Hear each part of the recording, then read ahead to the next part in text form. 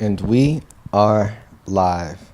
No Chill Live, episode 136. 136. We back. We got Julian here. We got Brian here. We got Troy. In the building. Oh my God, 136 episodes. And y'all been rocking with us. We love you for it. Make sure you follow, subscribe. YouTube, Twitch, Twitter, Instagram, Facebook. Anywhere you catch your live content. Don't forget, we're on Spotify, YouTube Music, Google Podcasts for another month until they shut that down. But yeah, we out here. We are everywhere. DM us. Hit us up in the comments. Let us know, your thoughts, what your opinions are. Just your thoughts. We're going to be asking questions all night, so we want to hear back from you guys. And, also you can call in if you want to talk to us directly. Shout out to K Prez, man. This is his new song, Ambush. Oh, man. Shout out to K Prez. It was dope meeting him last month. Yeah, man. Trying to do a lot more collaboration, a lot more networking. We're trying to get out there and meet other people doing the damn thing. We're going to start it off, Black History Month is about to end. But we're going to end it, on Leap Year Day, Industry Link in the city, man. Yeah, shout out to Industry Link. They've been doing it for a few years now. Yeah, it's been really fun. I'm looking forward to going. Shout out Duke. He said, "What's good, y'all?" Hey. It's going to be a fun end to the month. But, Black History Month, it's forever in our hearts. It never stops. Yeah, man. Of course, man. But we get an extra day this year. We do. So, I know last week you did your Black History Rewind highlight. I did. I did. Who you got? Do we got Gordon Parks again tonight? Last week you caught me. You caught me with Gordon Parks, and you knew it. I don't know how you remember that. 2 years later, you were like, "Listen, I know my Black history." Because I listened to you when you talk, man. Like I appreciate you taught me that. something. I appreciate that. It, Shit, you listen more than me. For real, yo. But no, this time we've got an astronaut. Okay. His name is Guy Bluford. He is the first black man to fly into space, and I just want to shout him out because he was a crew member in 1983 aboard the Space Shuttle Challenger when it launched from the Kennedy Space Station. And it's a really important achievement, first ever black man in space, and he spent like hundreds of days, like over 600 days in space, working at the space station and stuff. So shout out to Guy Bluford. I thought the Challenger exploded. So I think that was a different one that exploded. Okay. Yeah. Okay, shout out to him. I thought that story was gonna have a dark ending, but it didn't. So. Listen, you're gonna stop calling me out on these Black History Month facts. I'm just trying to learn. No, that was a good one. Let us know, guys. Do you want to shout anyone out for our last Black History episode of the year? Put it in the comments. We want to hear from you. Yeah, for sure. It's been a really good month though. It's been busy. A lot of stuff has happened. Yeah, a lot of stuff has happened in February. Man, a ton of stuff has happened. And we get an extra day. I don't even know where to start, man. We know back in October, Israel Hamas attack happened, and then since then it's been going crazy in Gaza, and a lot of people have been outspoken about it. We've talked about it here. We haven't really gone super in depth on it though. Honestly, it's just been pretty depressing. But someone took it upon themselves to do, I don't know, one of the most memorable protests I can remember. Oh, man, yeah. So Aaron Bushnell, this is a U.S. Air Force member. He recorded a video. He basically went live on Twitch, and he was 25 years old, and he was talking before he did his act of protest. Yeah. And he basically said, I'm not in support of what's happening. I will no longer be complicit in genocide. I'm about to engage in an extreme act of protest. And then he went ahead with his container of whatever that liquid was. I'm assuming it was gasoline. And he lit himself on fire. He lit himself on fire. No, that's crazy, man. He died from his injuries later on. He did. As soon as he lit the fire, he started going up in flames, and he was yelling "Free Palestine." Yeah. And he yelled it because I did watch the video. You did watch it? I didn't watch it. I just saw pictures. I did watch the video. It was graphic. The security was in the background, as he was like talking to the camera. He had set the camera up in front of himself, was standing right by the gate, and they were like, "Excuse me, sir, like what are you doing?" And he was just focused on his task. Wow. And rest in peace. Yeah. Rest in peace. But this was it was powerful. It was really powerful seeing this. Yeah. Rest in peace, Aaron Bushnell. That's insane. He obviously, felt like he was complicit in what's going on, and I feel like a lot of U.S. citizens feel that way. And you see, people kind of protesting in different ways. This is the most extreme protest I can remember in a long time. It's a lot better than throwing soup on Mona Lisa or like gluing your hand on a basketball court, you losers. Like, if you really are about something, I'm not telling people to do things like this, but you got to recognize this is a serious situation when someone takes something their own life like this. It's crazy. It's really crazy what's happening in Gaza. It's crazy that someone feels the need to act in this manner. But you do have to respect it. It's just it's sad. It's sad. On the Facebook post that he put up before he did this, he said, "Many of us like to ask ourselves, what would I do if I was alive during slavery or the Jim Crow South or apartheid? What would I do if my country was committing genocide? The answer is you're doing it right now." Yeah. Yeah, and he attached the link to the Twitch stream. What do you think about that element of it? Like him doing it and streaming it to the internet. He talked about mass shootings and people live streaming all types of crazy events. Do you think we're going to see more of that? And do you think that, because they took it down, Twitch took the video down. Do you think there's a way to even prevent stuff like that? I mean, I don't know how you catch it. I know they have a lot of different algorithms right now where they can catch like if there's sexual content or something like that, like something that's out of the bounds of that social media platform's guidelines. But if you play a song, if you play a song, that shit is down in 30 seconds. But I guess they don't have the ability with some of this stuff to have artificial intelligence, machine learning, whatever it is, the computer vision to recognize what's happening. But I could see things like this happening more and more. Yeah. There's people that live stream from Palestine what's happening, like bombs going off and things like that. There's a lot of this stuff happening. I think there's pros and cons to it. Obviously, like you brought up the mass shooters, I think that's an obvious negative. People looking for attention, they want to show that they can, publicize their acts of terrorism. But then, on a positive perspective, or maybe not positive, but at least an awareness, you can see what's happening around the world. Yeah. And you can see when there's atrocities happening that no one reports on, nobody talks about.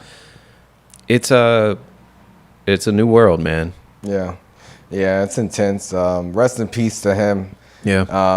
I couldn't imagine doing anything like that, but crazy. Never seen nothing like it. Yeah. But yeah, this country is definitely going to have an interesting year. It's an election year. We keep talking about it. Donald Trump, he's back. He's fighting a bunch of cases. And the Supreme Court, they're looking to see, if he's has immunity, from any of the crimes, specifically the election fraud case in Atlanta or in Georgia, the federal case. The Supreme Court agreed on Wednesday to decide whether Donald Trump may claim immunity as in special counsel Jack Smith's supervision case, adding another explosive appeal to the former president and its dockets and further delaying his federal trial. Yeah. Damn, they proceeded the court agreed to expedite the case and hear arguments the week of April 22nd. So still got some months ahead. Yeah. Yeah, it's really crazy. They're saying that the arguments could come, while he's still on trial in New York for some of his criminal charges about, falsifying business records and things like that. So it's really interesting. I'm surprised they decided to take this on in the first place, and not only that, to expedite it, but I guess you have to, because if they didn't, it would happen right around the election. And of course, his Supreme Court doesn't want to impact that. So I'm really interested to see what happens when they come down with a verdict on this. It's spooky. It's spooky. We saw what they did with abortion and Roe v. Wade. Mm-hmm. How many justices did he appoint? 3 of these motherfuckers? 3. Do you think that they're going to be, you think that they all have Trump shoes? Like, you think they bought his sneakers? Because he got them jobs for life. I don't think they got Trump shoes, but they definitely got his phone number. And he's definitely using it. Yeah. Could you imagine, man, they say he has immunity. I think that would be huge. I mean, I think he's really just going all in. We talked about him, them pressing the lawyer on the prosecution in the case in Georgia. I feel like he's pulling out all the tricks. I mean, his back is against the wall. I don't know. I mean, it seems like his support isn't dying out from people who are backing him. So who knows? Yeah, I don't know. I think he's probably got like 4 votes locked up. Yeah. When you think about Clarence Thomas and then the 3 others that he put into office, I would think that he's got those votes on lock. Yeah. Kavanaugh, you got Amy Coney Barrett. Who's the other one that he put in there? I forget the dude. Oh, John Roberts. Yeah. And then Clarence Thomas. Like it's nasty. Yeah. We'll see, man. We'll see. This election this year, guys. Who do you think's gonna win? Do you think that Trump will get his immunity from the Supreme Court in a couple months? Let us know. And are you gonna vote? Because a lot of people are saying they don't want to vote. Let us know if you plan on voting, and if you already have your mind made up on who you're gonna vote for. Listen, y'all, please vote, because when shit is going bad, I don't want to hear none of you complaining because everything's terrible. The economy's so bad. I can't buy a house. The interest rates, my loans. Fuck you if you don't vote. Wow, that's crazy. That's a crazy thing to say when the last time we voted, now they're doing all types of things that we don't like genocide. So I don't blame no one for not wanting to vote during these times personally. Do what you want. I mean, I guess, but do you have a right to complain if you don't participate? Of course, anyone can complain. People complain no matter what, as long as you have, a Twitter. Ask Meek Mill; he complains all the time. Oh man, I'm sure. I got a nasty joke. I'm not gonna say it though. Later. Oh man. Oh my God. But yeah, you mentioned the first black astronaut. But a private U.S. lunar what the fuck is this? A lunar lander? Yeah. Landed on the moon sideways. It's about to die out. Like, what the hell? I didn't even know that private companies were doing things like this. Listen, man. I think so. The company's name is called Intuitive Machines. Okay. It's a Houston company that built and flies, different spacecrafts and things like that to collect data. Now, the thing that they try to fly to the moon and land on the moon, it's supposed to collect data while there's sunlight landing on the solar panels to keep it going and things like that. But unfortunately, the lander named Adidas, while it's the first U.S. spacecraft to land on the moon, allegedly, in more than 50 years. Oh, wow. NASA is the main sponsor, but it came in too fast when it was trying to land on the moon, and one of its legs got caught on the surface, and it just tumbled over. Like, you can't be called the lander and fucking fuck up the landing. You get one job, man. You make it all the way to the moon, and your legs collapse. What the hell? Oh, God. Listen, man, it's taking photos and everything like that, and it's just like photos of the dirt. That's crazy. I was about to play the song Sitting Sideways, but I'm not trying to get caught taken down so early today. But damn, what a fail. Listen, and seeing this, it made me wonder, Do y'all really believe that they landed on the moon and had astronauts up there 50 years ago? Do you really? I just want to know what you guys think. Personally, I'm doubtful. I don't know. Troy, what do you think? Yeah, I'm pretty doubtful too. It just seems like a pretty big coincidence that, of course, they go back to the moon and something goes wrong again. And I'm just like, I used to be into those conspiracy theories, like the moon landing was fake. It was filmed in a studio by like Stanley Kubrick or something crazy. So, I mean, this just reinforces it in my eyes. I gotta agree with you. Like that, with all the technological advancements we've made over the last 50 years, you mean to tell me that nobody could get to the moon? And their excuse is that, it's not fiscally responsible for us to try to do that. That's crazy. Since when has money ever been an issue? We are like trillions of dollars in debt, and they're like, no, we can't, but we could send billions of dollars for all these fucking wars right here on Earth. I think it's bullshit. Yeah. I'm calling bullshit. Like, there's no way that there was a moon landing ever. Yeah, I don't know. Yeah, I would say probably not, but whatever. I don't even care, honestly. It's like, whatever. It could be propaganda. It could, like, I figure we would have gone back.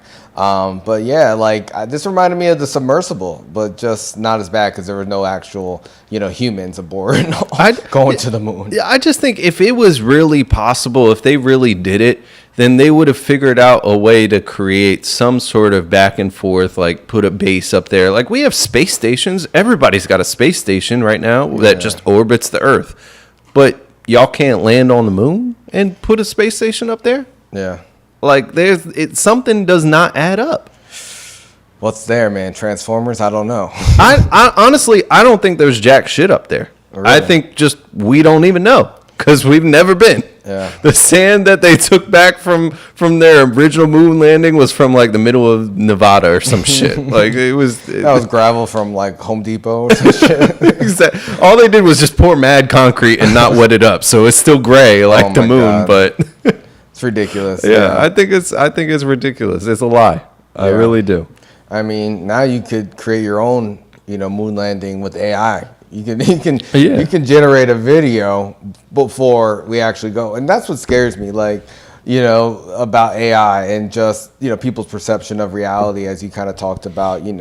People live streaming events or showing different things in real time. I mean, the way AI is expanding, I see that AI being able to generate things in real time in the near future, which I could imagine would be insane. Like, how is anyone going to be able to, understand what's real and what's fake? Especially when you got guys like Tyler Perry. He's saying, I'm not moving forward with this $800 million expansion because AI is going to do all the work for me. Dang. I mean, with the quality of his movies, I'm sure it's probably pretty easy. For real, he's always like bragged about how he just writes a movie like in one day, or he'll like work on a whole series in a week, and it's just like I don't think that's anything really to brag about, and it kind of shows how the quality isn't the best because you're just churning this bullshit out. Exactly. You got to keep throwing stuff at the wall and see what sticks. Yeah. Yeah, I mean, Madea stuck. He's a billionaire now. Is he a billionaire, like officially, or he's close to that? Pretty sure. I feel like because he spent hundreds of millions when he bought. Let me see. Yeah, because he it owns just says stuff. $1 billion. Okay, so yeah, we can call him a billionaire. He paused his $800 million expansion on his Atlanta studio after the release of OpenAI's video generator Sora, and warned that a lot of jobs in the film industry will be lost to artificial intelligence. Oof. He said, I'm very, very concerned that in the near future, a lot of jobs are going to be lost. I really, really feel that very strongly. So he's very concerned. It doesn't sound like he's hesitating to jump on the bandwagon. So I don't know how concerned he actually is, man. I mean, listen, I think we're going to see a lot of different use cases, and people are going to have to really figure out how they're going to make money out here.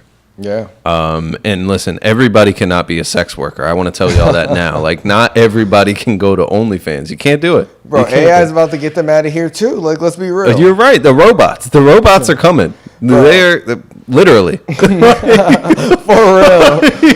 No pun intended. Yeah, I just I think it's going to get real difficult, especially over the next 20, 25 years. Oh my God, yeah. I mean, the next decade, I can see this evolving like insanely. I mean, you see, like they say the economy's doing better, but you know the tech layoffs haven't stopped. They're like, oh, we could, you know, cut more money, even though they're making money. It's insane. I just don't get it. I don't get it.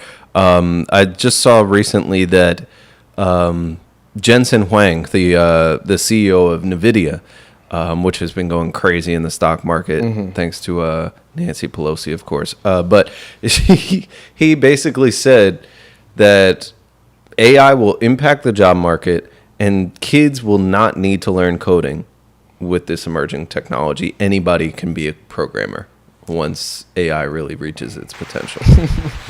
That's spooky. It's really spooky. Yeah. I mean, at the same time, there's a lot of opportunities to learn and to be an early adopter. Yeah. You know, Tyler Perry, he did an interview with a Hollywood Reporter, and he says, you know, when he's talking about the $800 million expansion being on hold, he goes, all of that is currently and indefinitely on hold because of Sora and what I'm seeing. I had gotten word over the last year or so that it was coming, but I had no idea until I saw recently the demonstrations of what it's able to do. It's shocking to me.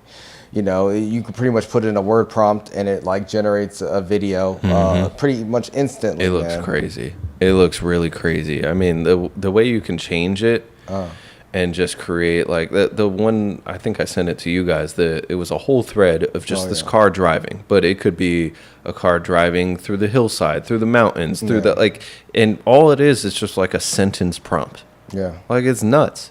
Yeah, I know Tyler Perry had a big boner when he realized that shit. You know, he was like, "This is too easy." Oh my God, Troy, what do you think about AI in film, and what do you think about Tyler Perry being so open about adapting it early on? I think it's pretty scary. You know, I'm not really sure what the industry is going to do. You know, they just had the writer's strike last year, and AI was a huge part of it. Whether it was like AI voices or you know using like someone's image. You know, like I think like these studios like they've been taking advantage of everything. I think they're just going to continue to do that nowadays. You know, you can like resurrect someone who passed away. Like let's say Chadwick Boseman. You know, now you can do Black Panther without the real life Chadwick Boseman, and it can still be the same and look great. Like it's just scary on like what the future holds. I don't like it, but I think we do have to embrace it, unfortunately, because I don't think it's going anywhere. So, you know, it's either go with the flow or not.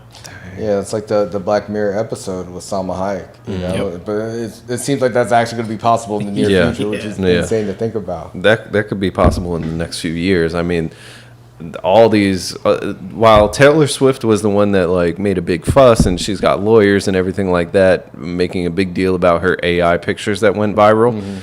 There's mad AI pictures that are viral right now. Like it's anybody and everybody that's a celebrity has them out there. It's crazy. It is crazy, man. It is crazy. You know, Troy, when you mentioned Black Panther and Chadwick coming back, it reminded me of when they brought Paul Walker back. You know, like they would, you know, they didn't hesitate. You know, to like. I didn't watch that movie because I knew he wasn't in it.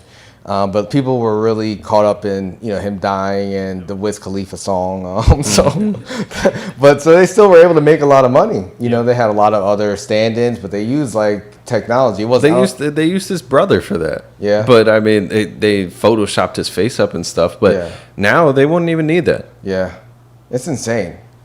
Oh man, yeah. I mean, I do wonder what they negotiated in those SAG and AFTRA negotiations last year when they were on strike, because now it's just like, okay, they wanted healthcare. It could be obsolete already. I know, that's what I'm saying. This was supposed to be like a big part of it, but it's just like they already weren't getting healthcare or anything else. Okay, they got whatever. I don't even know what they got from it, but I don't either. Film companies are like, now they won't have jobs. It's crazy. It's crazy. I don't know how would you feel if they did like an AI version of our podcast? Like we just put in like all of the episodes and they just, you know, put in like the topics. Would you like that? Like if we could do that and put it out there, would you like, if you could make money off it, would you be cool with it, or would you feel uncomfortable with your image? I feel like I would want to vet like every episode, and it would be annoying to have to listen to myself talk, but it's not even myself. It's like a robot coming up with whatever I would have said. Like, and then I would probably get mad or weirded out when I'm like listening to it and thinking, oh, this is what I was saying here, and then it says that shit. That would drive me crazy. Yeah, I think I would just start looking at myself weird and like ex machina, start cutting myself open. I don't know if I'm real. Troy, how would you feel, man? Would you use your likeness? At first, no, I don't think I would like it, but then part of my brain is like, okay, well, you could probably capitalize off of that and like argue with your AI self and like, you know, make a show based off of that and about you going against yourself and, you know, try to monetize that or do something, get creative with it, I think. Yeah, I think T.I. did that with T.I. versus T.I.P. Back in the day. That was good. That was good. Yeah, that's actually a really interesting idea. I like that. Yeah. But I don't know. Yeah. The uses for artificial intelligence, it's going to get crazy. Yeah. It is. It's scary to think about, but hey, it's also pretty cool to think, oh, I could just type out a movie and make it happen. Like, so much fan fiction shit's gonna be coming out. Like, it's insane. Yeah, Troy, you listened to the Damn album? I did. That was hilarious. Oh man, you gotta listen to it. What? There's a Damn album. This guy like recorded himself like doing Damn by memory. I'll play some of it actually because he did a good job. But yeah, it's really impressive. Hold on.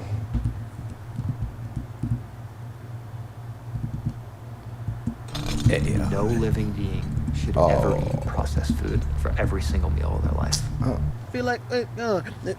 I feel like they pray for him. Feel like the whole world want me to pray for him, but who the fuck praying for me? Yeah. Then the Honkies Crackers Compton. Why the fuck I remember that, bro? Yeah, Feel's a great song, but yeah. Anyway. Yeah, he tried on Phil, but he did all the songs. It's really interesting. Yeah. He must have listened to that a lot. I mean, I did too, and I can't recite none of that shit. Shout out to Kendrick though. I gotta have like the music playing, and even then, it's not gonna happen. Not for Kendrick. Maybe for like Kendrick's tough. Some of the old albums. Maybe for some Diddy music, some Diddy Pods. No, maybe some of his artists. I mean, his artists or his victims. I don't know, man. Shit. Yeah. Who was Big really talking about when he was saying "suck your daddy's dick"? Who Bro, was he? Don't. It's Black History Month. Leave him out of this. R.I.P. to a legend. Yeah, for real, man. But yeah, Sean Diddy Combs, the heat just keeps getting hotter. The hits just keep coming, man. Can't stop, won't stop. Take that. Sean Diddy Combs, man, sued again for sexual assault by his former male employee. Lil Rod Jones, a former producer and videographer for Diddy, claims that the music mogul repeatedly sexually assaulted him while he was working on his latest album from September 2022 to November 2023. However, Diddy, who would allegedly walk around naked in front of Jones, would downplay these assaults as horseplay. Damn, man. Jones also claims that Diddy subjected him to an unwanted sexual attention from his associates, including Cuba Gooding Jr. and a female cousin of the rapper's girlfriend, Young Miami. Jones also alleges he was forced to solicit sex workers and perform sex acts with them at the request of Combs. He further believes he was drugged and raped during one of Diddy's alleged drug-rampant parties, which took place in February 2023. He allegedly woke up naked, dizzy, and confused in bed with Combs and two sex workers. So this is very graphic.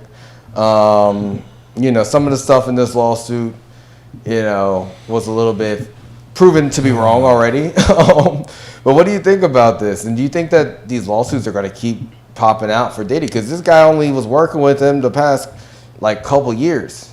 I mean, I don't know. I think this one sounds like a little bit more money grabbish, that for sure.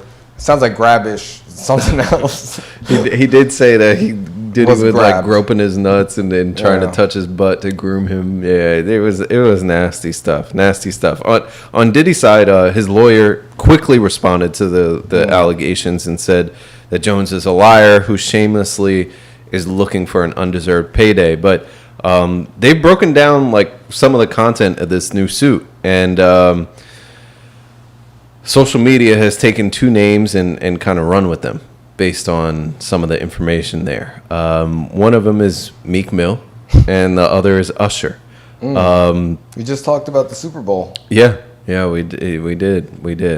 So in the lawsuit, there's an unnamed rapper that is alleged to have been on Diddy's yacht and was seen consorting with underage girls and sex workers.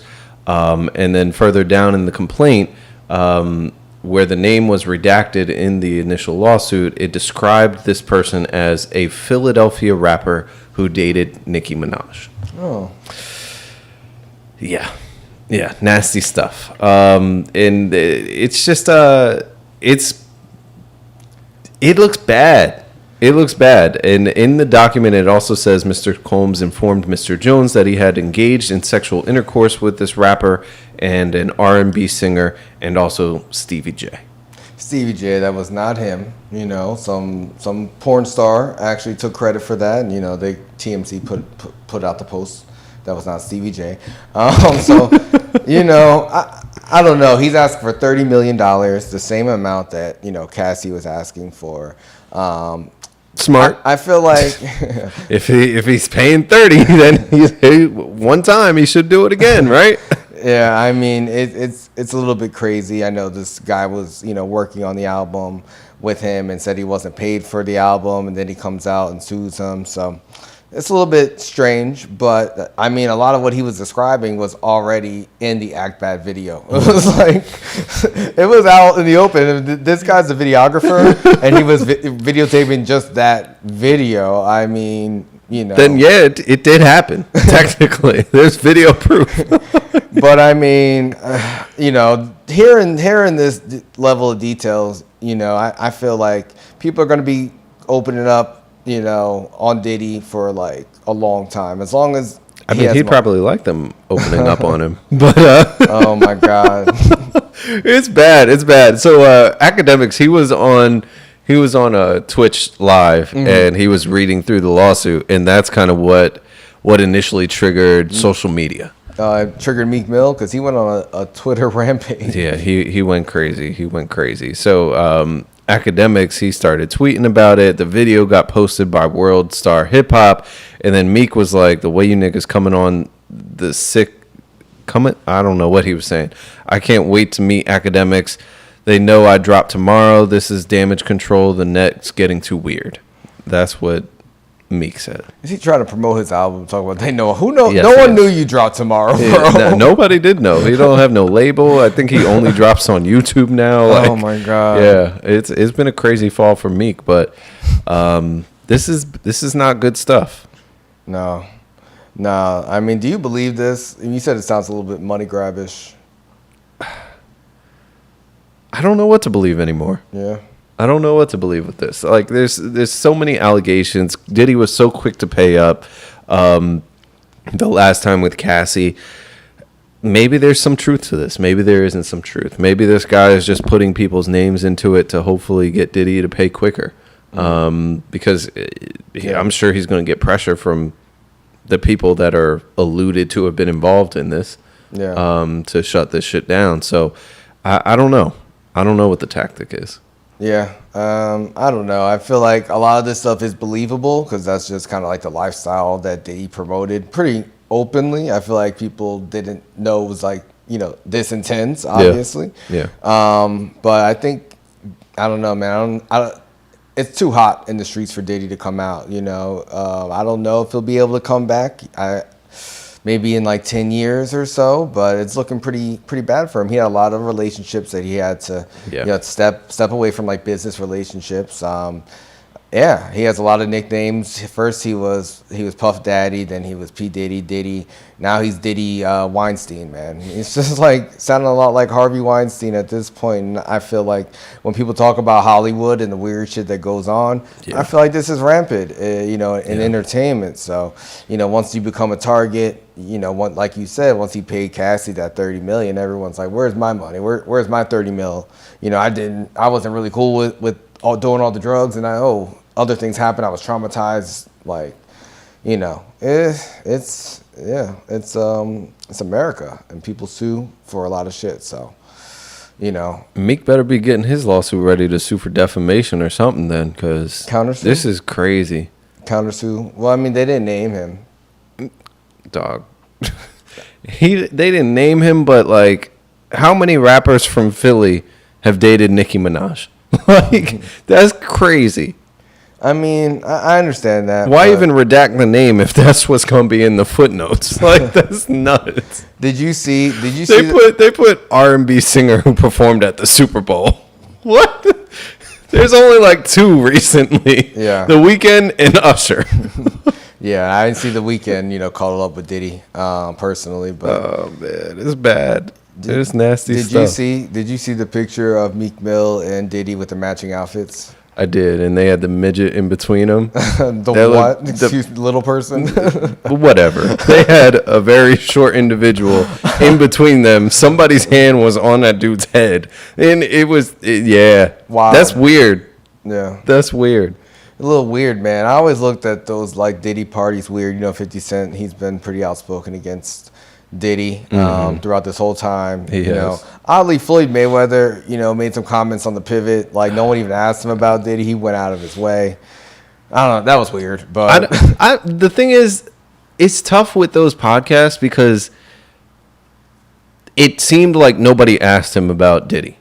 But they may have cut out how the transition may have happened. But regardless of what did or did not happen with them chopping up that video, he said some out of box, just some out of bounds shit. Like, you can't, and anything that Floyd says, I take with a grain of salt because he's on like a 4th grade reading level. But that's messed up. I don't care if it's messed up. It's the truth. He's not the most literate person out there. What does that have to do with his opinions, though? It could be that he was trying to say one thing and then it came out a completely different way. No, it sounded like he knew what he was saying. It did, but like I said, I try to take what Floyd says with a grain of salt. Because at the same time, while he has that stance, he's also put his hands on women, too. So it's like, I don't think he has the strongest moral compass. Yeah, do you think that he's going to be rocking those Trump shoes? Because I could definitely see him wearing those Trump shoes. If there's anybody that I could imagine from the black community wearing those, that's a celeb, it would be him. Who else? Kanye. No, I don't think Kanye would wear his sneakers. They're too ugly. I mean, he wore the hat. He wore a White Lives Matter shirt. Like, well, he made the White Lives Matter shirt himself. Okay. You're right. Because he didn't make the shoes. If he made the shoes, he would wear them. That's true. I got his sock shoes on, the Yeezy Pods right now. Are they comfortable? They're comfortable, but they only come in 3 sizes, so I got the bigger one. I wish I got the smaller one because these are too big, but it's like form-fitting enough that I can still walk around in them, but I would get the smaller one next time. Are they good for going out or just like around the house sort of wear? I just got them today, so I'm going to take them out in a few days, but no time soon. Shout out to Ye. Vultures, #1 for 2 weeks. Congrats to Ye. Congrats. Yeah. The album's really grown on me personally in the last few weeks. I really like, the first part. There's some songs in the middle I like, but I kind of go to like the back end of the album a lot. I heard the song Fuck Something when I was out a couple weeks ago. That shit went off heavy. It's a real like, up tempo type of album, and I really want to hear more of it when I'm out. What did you think about it? So I thought the production, and I feel like I say this with every Kanye album for the last handful of years now, like the production is unmatched. I don't think there's ever really an issue with that. I think it's always top notch. The beats there were some sick beats in there, and I agree with you. I think the second half of the album is where it really starts to come on. but if I didn't hear Kanye rap again, I would be happy. What?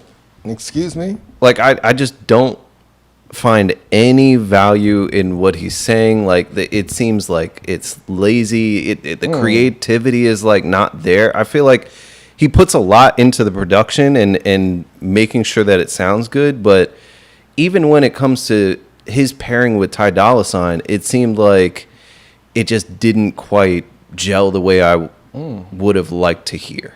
I think it gelled great. I liked a lot of what he had to say. He said, "Old stomach is the new ass." Like, come on, man. There's so many lines on this album that are funny as hell. There's lines that are funny, but it's like good. It's not. To me, it's not. It's not the type of rap that it's not the lyricism, and he's never been known for that. But I feel like it's just continued to decline to a point where, like, I don't. Well, he didn't. He put like one verse on each song. Ty Dolla $ign did great on the album too. Yeah, and I feel like he was playful. He had some more serious moments, and he had some real braggadocious moments for sure. And I really enjoyed his lyricism on the album. But I enjoyed more just the overall production. Yeah, I agree with the production, but yeah, I don't know. Yeah, he has a lot of really good lines like on the album that make me laugh or make me be like, okay. Like when he says, what did he say? Like, we African kings too, just at different times. We have multiple wives too, just at different times. I'm like, damn, that's bars right there, yo. You wouldn't like that. You would like that. Of course, shout out to Ye. Number 1 for 2 weeks independent. That's impressive. That is impressive. What do you think, Troy? How do you like it? I haven't listened to it yet.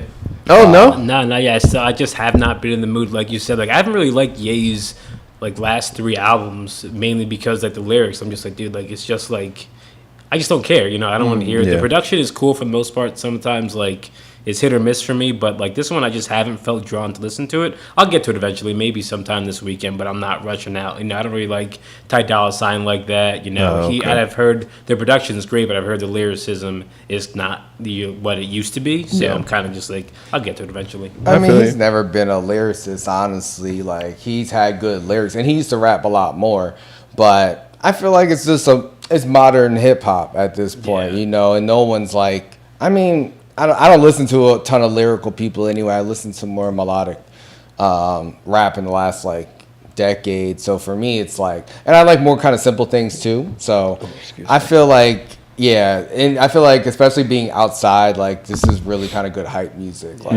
Like Carnival is dope. Like everyone, like all the different parts and the switch ups, man, that shit gets me hype. Yeah, Carnival is a crazy song. Yeah. I'm interested to hear what the other iterations of Vultures sound like. Do you think we're getting Vultures too? What is it, next Friday, right? There's no way. Maybe like by the summer or something. The chances of him being ready, I mean, how many times did he push back this one? Yeah. Like I just don't. I would be really, really, very surprised. I would be surprised, but I remember in 2018 when he said he was releasing like an album every week when he put out his album. He Goes, Pusha T, and Tiana Taylor. It happened. He did do it. Yeah, he did do it. But I don't know. I would be surprised. I'd be surprised too. But I think it's possible because he's been touring the album, and I feel like he wouldn't have. Timbaland said it was going to happen, so we all know he's always providing the best updates on things. But we'll see. I do hope we get it in a couple weeks because I am interested to hear what that will sound like too. Yeah. But I really enjoyed Vultures 1 so far. So okay. Yeah, it's growing on me. But yeah.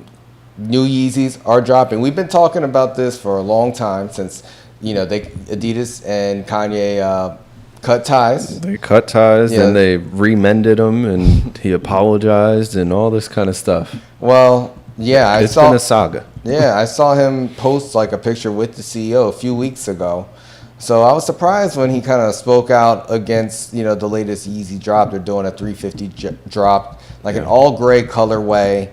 And he's saying they're not paying him for this. He's saying that they're suing him for $250 million.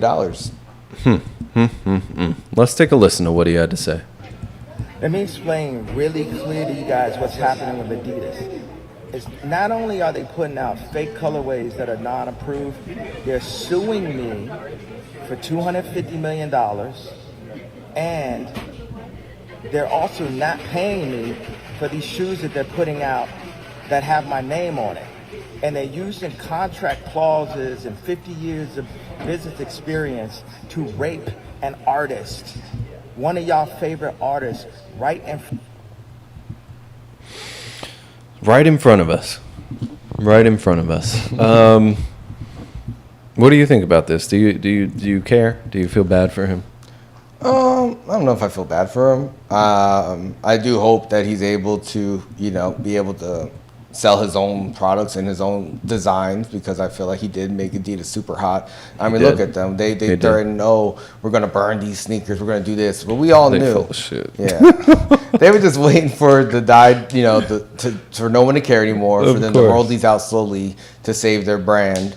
So yeah, I do think it's messed up that, he's still fighting these court battles and they're trying to take him down. I do feel like he overcame a lot, from losing all his deals with Gap and Adidas. So, with his #1 album, with him pushing out like other products and stuff for $20, I think, we're seeing the beginning of whatever he's up to next. So hopefully he's able to, get through this lawsuit, but we'll see. I really don't know the details of everything, because I thought that they settled everything, even redistributing the Yeezys. I thought it was done. What do you think about the colorway, and will you be buying any of these new Yeezy drops? I agree with him, because he said that colorway looks like shit, and it does. He said it wasn't his, it's like design. all gray, like just completely the same color, both the sole and the cloth part. It doesn't look great. I mean, as the drops happen, I'm sure I'll participate. I really want the foam runners, and I really want a pair of slides. Those are really the only two that I'm kind of looking out for at this point. Anything else, if I really wanted it, I could go on StockX or some other platform to try to get them. But I mean, he's been with Adidas for 10, 11 years now. Well, he hasn't been with them. Hasn't been with them, but it's been going on around for a decade. Yeah, but they terminated, the contract. Yeah, but then brought it back or whatever is going on. So I mean, he knows who they are. He chose to go back into business with them again after they dropped him the last time. Like, it's just, it is what it is. Yeah, we'll see. I wonder if people will go and buy these Yeezys. I feel like he's been super supportive of, people buying the new Yeezys up until this point. I haven't heard him say anything about it outside of just those other Adidas sneakers that they put out that were like fake Yeezys. But that was even when he was fighting the battle. I think he was still signed to them at that point when he was mad about that. But I wonder if people are going to support him. Like, I think it's smart to use public perception to and get people on your side. When you are fighting these battles, because he's trying to push out products too, and we'll see. Yeah, I don't know. I feel like he goes public when there's something directly impacting him, but aside from that, it's like we don't really hear from him too much about anything else. It's always like, what can the people do for me at this point? I mean, what are we supposed to hear from him about? I mean, anything. There's mad shit happening in the world. He always got something to say. I mean, I don't understand. I don't know. I'm saying, remember before when he was talking about all these ideas and things that he has for the world and all these different business ideas, what his brand could do, what he wants to do to create a better society. All that kind of fell to the wayside. Now, I don't know if it was because of the divorce or whatever else has been happening from it. What do you mean it fell to the wayside? Remember the Drink Champs interview that he had, where he talked at length about all the ideas that he has for creating a better society, how his business can change the world and all these different things. We haven't really heard that. He hasn't been interviewed, though. You're talking about Instagram. Exactly, but then he goes on social media and talks whenever he wants. But that's what he's always done. Like you comparing like, because he used to do that like on Twitter. He used to like go whenever he was releasing an album, he just like tweet out a bunch of shit. And yes, a bunch he of would go shit on related to him. So to me, it's just like he's always kind of been this way, and that's why I'm always confused about what people really expect from him. But that's why I'm saying really, it's like annoying because he only comes to the people when he wants to for something that we all need to do for him. But what is he supposed to come to people for? Like do something for us. Well, I mean, he does. He gave you wear his sneakers. Sure. Yeah, that's giving and back. And put money in his pocket. Yeah, exactly. So I don't know. I just get tired of the whining. Okay. Honestly, I think that's what it is. Okay. I mean, I understand it. I like when people speak their mind and stand up for themselves. They feel like they're being taken advantage of. What are you supposed to do? Not say anything? Like no, I'm not saying that. It's just like how you feel about it. Yeah. But there's been in it with him for 10 years. That's a long time. People get divorced all the time. Like you could be. I don't understand what that has to do with anything. Doesn't mean it's a good situation. Like no, I agree, but he went back to him. That was a choice. Okay, people make choices. He's getting sued. Like I don't understand, but something I want some more insight on. Troy is like within the Yeezy camp. Vultures. He's been collaborating with a lot of people, and there seems to be some beef, man, with JPEGMAFIA and Freddie Gibbs. I know we just talked about Freddie Gibbs last week. What's up with him, man? It seems like no one likes him. Were you aware of this like tension between them?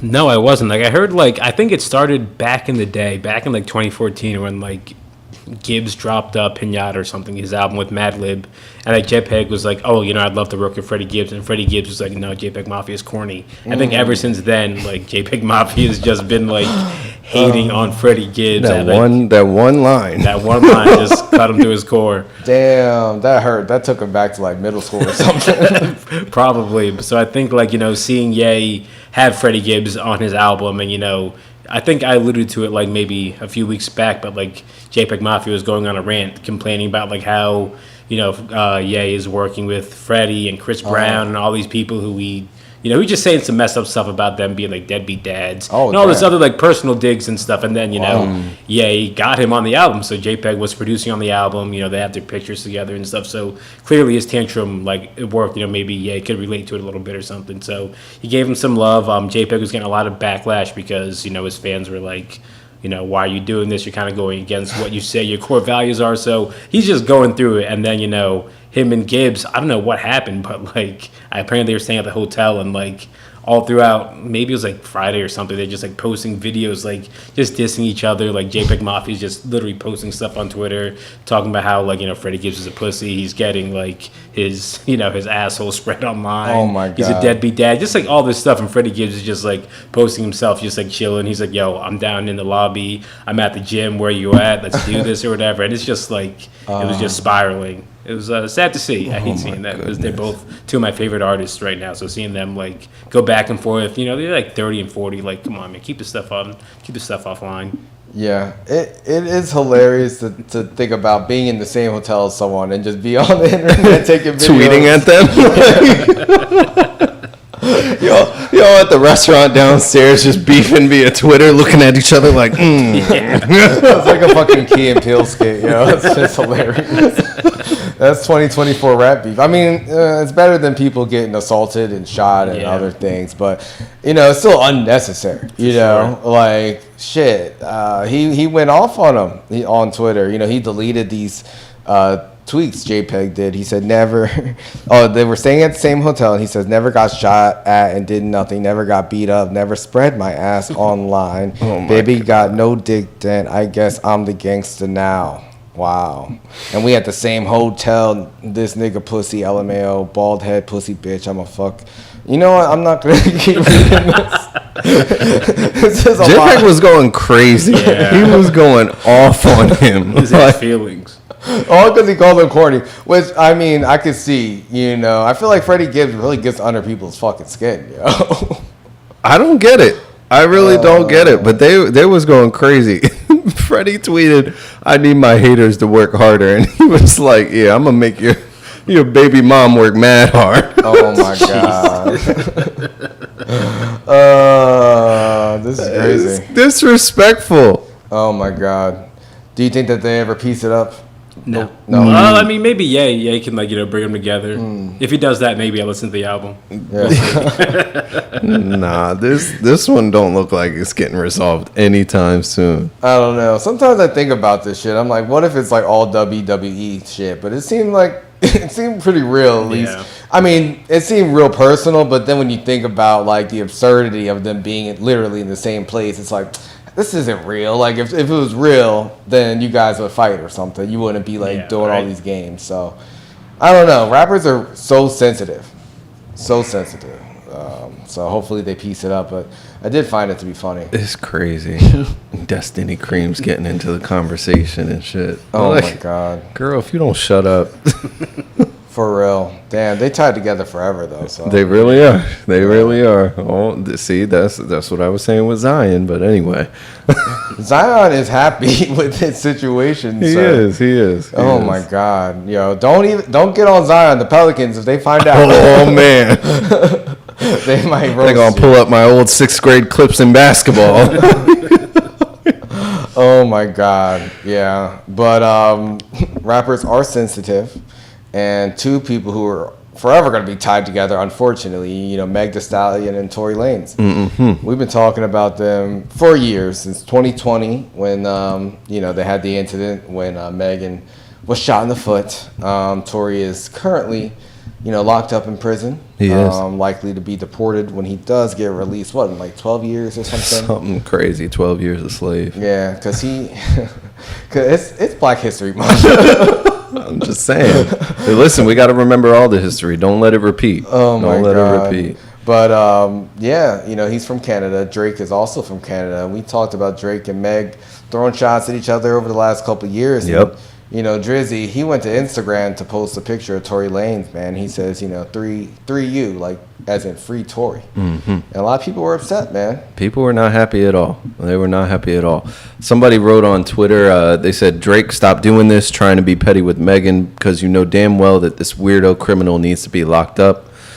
Another person said, Drake, who arguably has one of the largest fan bases in hip-hop, has actively been galvanizing his fan base of misogynistic men and male-identified women, interesting, to attack a black woman who is a victim of gun violence for a year now, but they'll still push the narrative that Megan is the problem. That sounds like a reporter. And the next one was like, Drake is so pathetic. He always wants to beef with women. He doesn't give a fuck about Tory. He just wants an excuse to beef with Meg because he never bucks up to men. That's interesting. I mean, I think there's some validity to that. Drake, he's a petty guy, and he doesn't hesitate to use his platform to be petty. One person who never says anything about, anything going on in the world is Drake. That's a fact. That is a fact, yes. Ever in life. But hey, Yes. that's him. He's Canadian. He only gets into girl drama. Or That's how he anyone who gets a hurts his cop feelings. out, because he's like, I'm Canadian. I'm not getting into the U.S. issues. Drake is like black by choice. Like you know what I mean? Like, Logic. Yeah, for sure. But he's accepted. That's a big difference. Yes. Yeah. But a lot of people were getting on him because they'd say Megan's a black woman, as the person tweeted, who was a victim of gun violence. But Tory is his guy. There are a lot of people who have been vocally in support of Tory Lanez, public figures. And Meg, I haven't heard that song ever since the Nicki Minaj stuff died down. But You didn't hear it out? No, never. But if I do, I'll let you know. Okay. But she still has a lot of fans, which kind of surprises me because her music hasn't been like super popular in the last few years. But she has a lot of support from people. Do you think that Drake is messed up for supporting Tory? I mean, if that's his friend, I guess you can say free you, but I think it's stupid. Like, this guy got found guilty. He's in jail for the next decade. Like, who cares? I know Drake doesn't. How do you know he doesn't care? Come on, man. Do they even have songs together? I think so. I don't know. But they, he did his Controller over. He did. He did. They have a relationship for sure. He's been pretty supportive of him. I did think the comment was funny that someone said he doesn't really care. He just wants to take shots at Megan, like, because they played the song "Work" at one of his concerts a few weeks ago, and he said no, like we don't play that song no more. He's so soft. It's like what songs they're playing on your exactly. Like you did that on purpose to try to throw shade. And the crazy thing is, it's so long ago. I know he's still stuck on the Rihanna shit. Like that's lame. That's just lame. But Drake does a lot of lame shit. Him supporting Tory Lanez, whatever. He's a rapper. Rappers always say free their man. So like I feel like Meg Thee Stallion fans, they're more like pop fans than anything. But also she has been through a lot, so they sympathize with her a lot. So they're very sensitive. If you had to pick, if this is Drake being petty or if this is Drake being supportive for Tory, which one would you pick? Yeah, that's a really good question. I say he's being petty. He's being petty. I say the same thing. I say the same exact thing. What do you think, Troy? Yeah, no, I think it's Drake is the petty king, and I think this is him being petty. Yeah. Damn. Yeah. Do you think he'll ever get enough backlash for him to stop doing stuff like this? No. Yeah, I think he's too popular. Yeah, people's fan bases get upset, but I think overall no one really cares. Yeah. It won't happen until he gets to be like 50 years old, and if he's still doing shit like this, then people are going to say like, get your old ass out of here or something. But it's the age thing.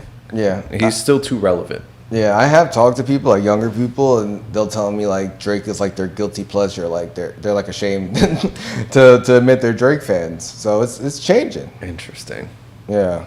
I mean, it's a slow but steady thing. But listen, he's gonna make it to that second decade of being number one. So I don't know. I can argue that forever. Man, but only 6 more years. It's not going to happen. And he's not even really number one now, if you ask me. But his last albums just haven't been that good. I completely agree from that standpoint, but people keep buying that shit.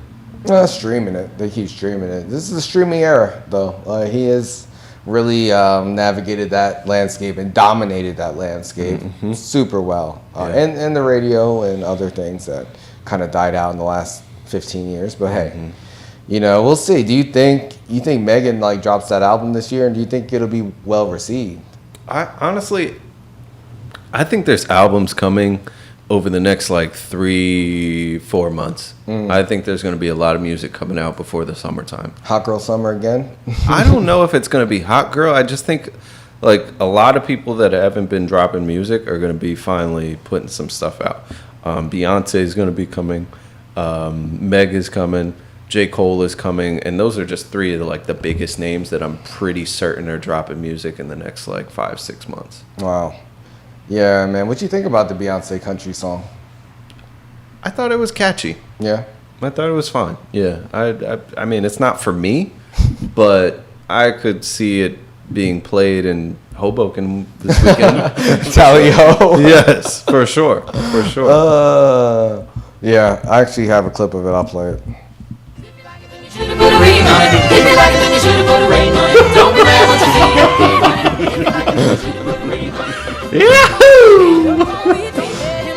you guys like the new Beyonce Country Song? Let us know. Oh my God. Send us some DMs. Make sure you follow, subscribe. Oh my gosh. Oh man, shout out to B. I'm not into her recent music personally, but let us know. You guys into country Beyonce? What is she trying to do? And what will be the last leg of the Renaissance? This is number 2. Who knows? Will she put out a rap album? I don't know. I hope not. I don't know, man. I don't know. If she got Jay writing for her, then it could be fire. Yeah. Yeah. I always shit talk Beyonce with rapping, but I do love Drunken Love, and she raps really well in that song. Yes. So shout out to her. One of her best songs. Yeah. One of my favorites. One of my favorites. But yeah, we'll be on the lookout for more Beyonce country stuff. She is from Texas, as she tells us in the song. I hate that song. Houston. A few times I've heard it, I'm just like, I do not want to hear this song when I'm outside. I want to be upset. You think we hear it tomorrow? No, hell no. Well, maybe. I hope not. They might have some dance. I hope not too. But if people start square dancing at Industry Link, I'm leaving. No.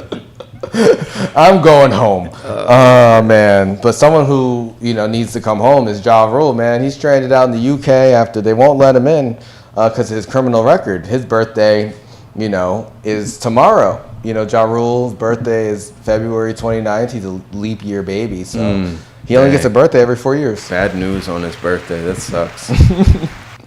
Oh man, and 50 Cent, obviously took no time to take shots at Ja. But what's up with Ja Rule? His management team just terrible at planning events and things, because it's just like he makes more news for the fuck ups than actually seeing him perform. I don't know how they didn't know this was going to happen. I just don't get it. And then 50, of course, takes all the credit. He's like, I got juice all over the place. You sucker. That's a lifelong beef, man. Oh, my God. It'll never stop. Never stop. That's crazy. Ja's like, nigga, you pussy, shut up. Oh, my God. I mean, that's all you really could say. That's all he could say. You've been lost that beef, so... It is what it is, Shout out to Ja. Hopefully he comes back home safe to celebrate his birthday. Yes. Oh my God. But yeah. Speaking of concerts, Madonna's on tour. And she actually, she does a nice tribute to, an AIDS tribute and she shows popular, pop stars, who died of AIDS, like Freddie Mercury and other people. And she also put up Luther Vandross. Wow. Oh my God! So through her latest tour, like you said, she puts up a bunch of famous names, and it's a photo montage during her performance of her song from 1986. Like, why are you still on tour? But anyway, "Live to Tell." "Live to Tell" is the name of the song. Nice. So Luther Vandross's image just suddenly popped up on Saturday in Sacramento, and his estate was like, hold the fuck up. There's no way. So they came out and said Luther Vandross passed away in 2005 due to complications from a stroke suffered 2 years earlier. And while we appreciate Madonna's recognition of those lives lost to AIDS, Luther was never, in all caps, diagnosed with AIDS or the HIV virus.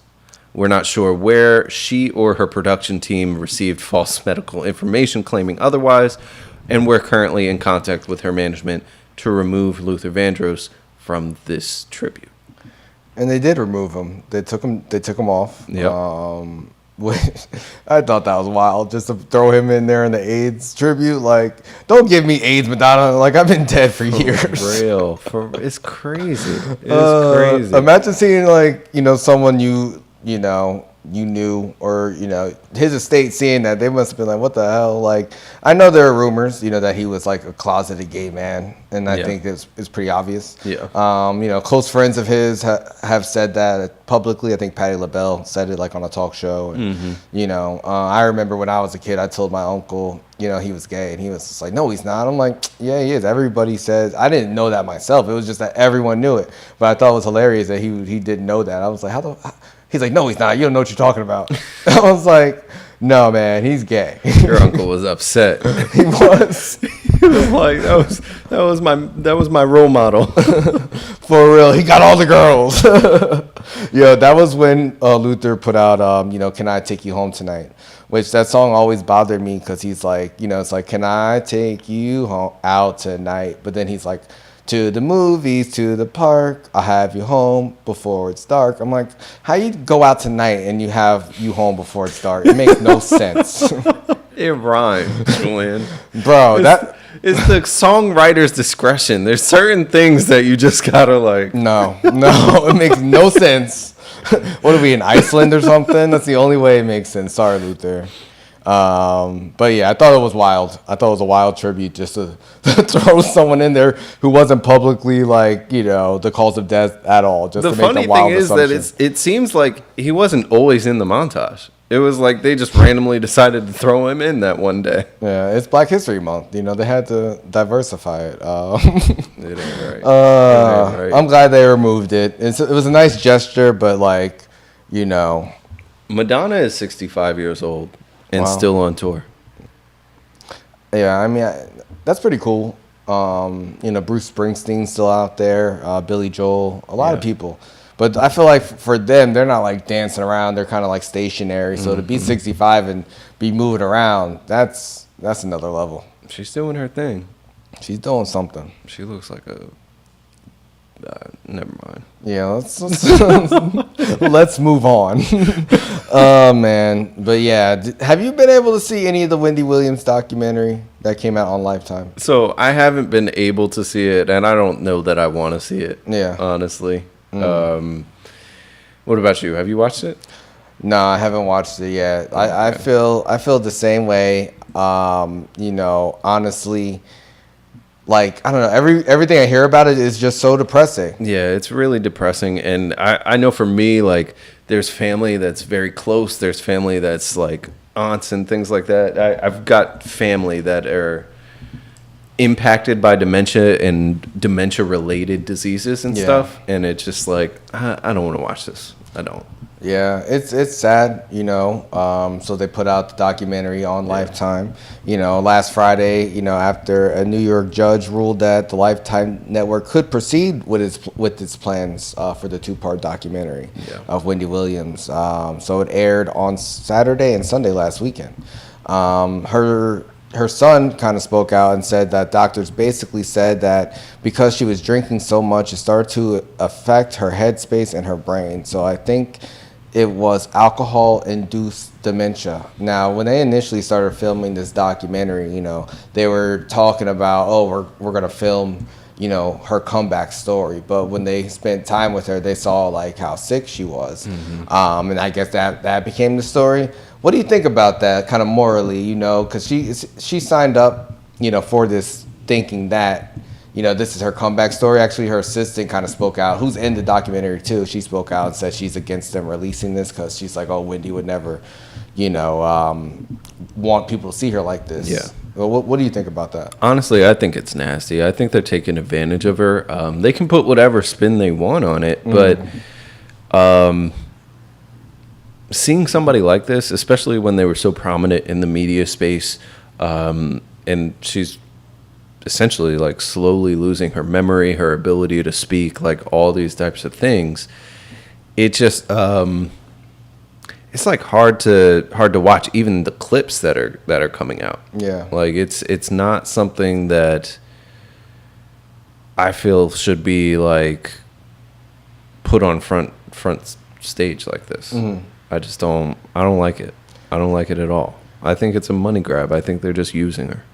Yeah, it is Lifetime, and I feel like they do kind of, push towards the, try to make the headlines. But I haven't watched it, so like it's hard for me to have a strong opinion on it. But I don't know, Troy, did you watch it or get around to it at all? No, I didn't watch it. I don't think I'm going to. I think it is, in portation. I'm sure she probably doesn't want people to see her in that state. I think it would be hard to watch too, especially if you are a Wendy Williams fan. Seeing her deteriorate in front of your eyes has to be tough. Yeah. I mean, and listen, I want to be clear. Like, I've never liked Wendy Williams. Like, I'm not even. Why do you have to say that? No, because I'm just responding to what Troy was saying. Because he's like, if you're a fan, it could be hard to watch. And I don't think it's whether you're a fan or not. I think just as like a human being, this is not something that's great to see. Like, but it's real though. 'Cause, I mean, maybe it makes it, I don't know, more relatable. Because people were fans of her and were wondering where she was. We know she had other health problems over the years. So maybe this, just sheds light on what she's been going through. I mean, it is tough to watch, but I haven't watched it enough to say if it's salacious or not. I would have to see it for myself, but I feel like from everything I've heard about it, I know I talked to my mom about it. She said she watched it. It sounded like really sad. But let us know, guys. Like, what do you think about the Wendy Williams documentary? It's nuts to see her deteriorate like that. Like, the one thing I would be interested in about this, aside from the part about Wendy and her going through this this sort of breakdown, I guess, is the relationship with the family. Because from what I've heard, it seems like she's got a guardian that was mandated by the court, but then she's also got kids that are involved, and they weren't able to come to an agreement, and that's why she has a guardian. Like, I would be interested in how that sort of thing happened, because it seems like there's definitely a lot of backstory there. And I think it would be good to know, you know, some of the things that have happened to lead up to this, but I just don't want to see like this piece. Yeah. You know? Well, you know, when Williams herself expressed immense gratitude for the love and kind words she had, you know, received recently, the messages shared with me have touched me, reminding me of the power of unity and the need for compassion. I continue to need personal space and peace to thrive. Please just know that your positivity and encouragement are deeply appreciated. So, you know, maybe this kind of, you know, allows people to know what she's been going through so they can reach out and support, but she says she still needs her privacy. I think it's really sad, but it's crazy, you know. She's still, you know, Wendy Williams is still like more coherent than the president of the United States, even though she's going through this. Okay, well, that I disagree with, but I get where you're going. Bro, have you seen those recent clips of Biden? Like, he's always tripping over his words, bro. Yo, and every week they get some lawyer to trot on out there and be like, oh, the president is fully capable of doing all of his responsibilities. I'm like, bro, upholding the duty of the office, you motherfuckers. Like, I mean, Mitch McConnell, he tapped out, man. He said he's done after this. yeah, this term. in November. He should have been out like a year or two ago after his first little freezing episode. Like, so now we're making fun of people with problems. Listen, when they're racist pricks, yes. Like, nah, man, he really was cooked. He should not. No, he should not be there right now. Yeah, I would not be surprised if in a couple years he's in a very similar situation. Yeah. I think he's got all the signs and symptoms. Yeah, people were, you know, so supportive of John McCain all the way into the end, but I was like, he really needs to sit his ass down. This is ridiculous. Yeah.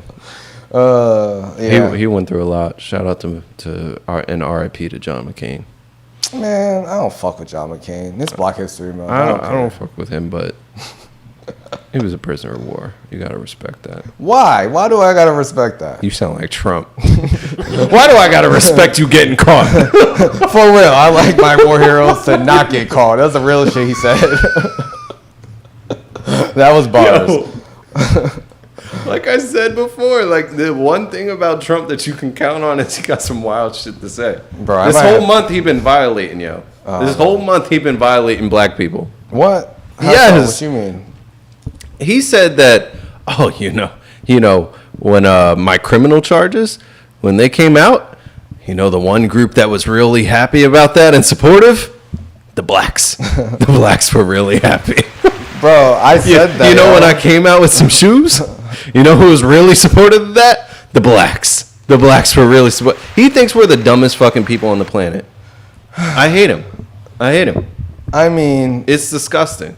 No, I don't hate him. I think there's some truth to street cred. You know, he let go a lot of rappers he pardoned a lot of rappers from jail. Kodak Black, Lil Wayne.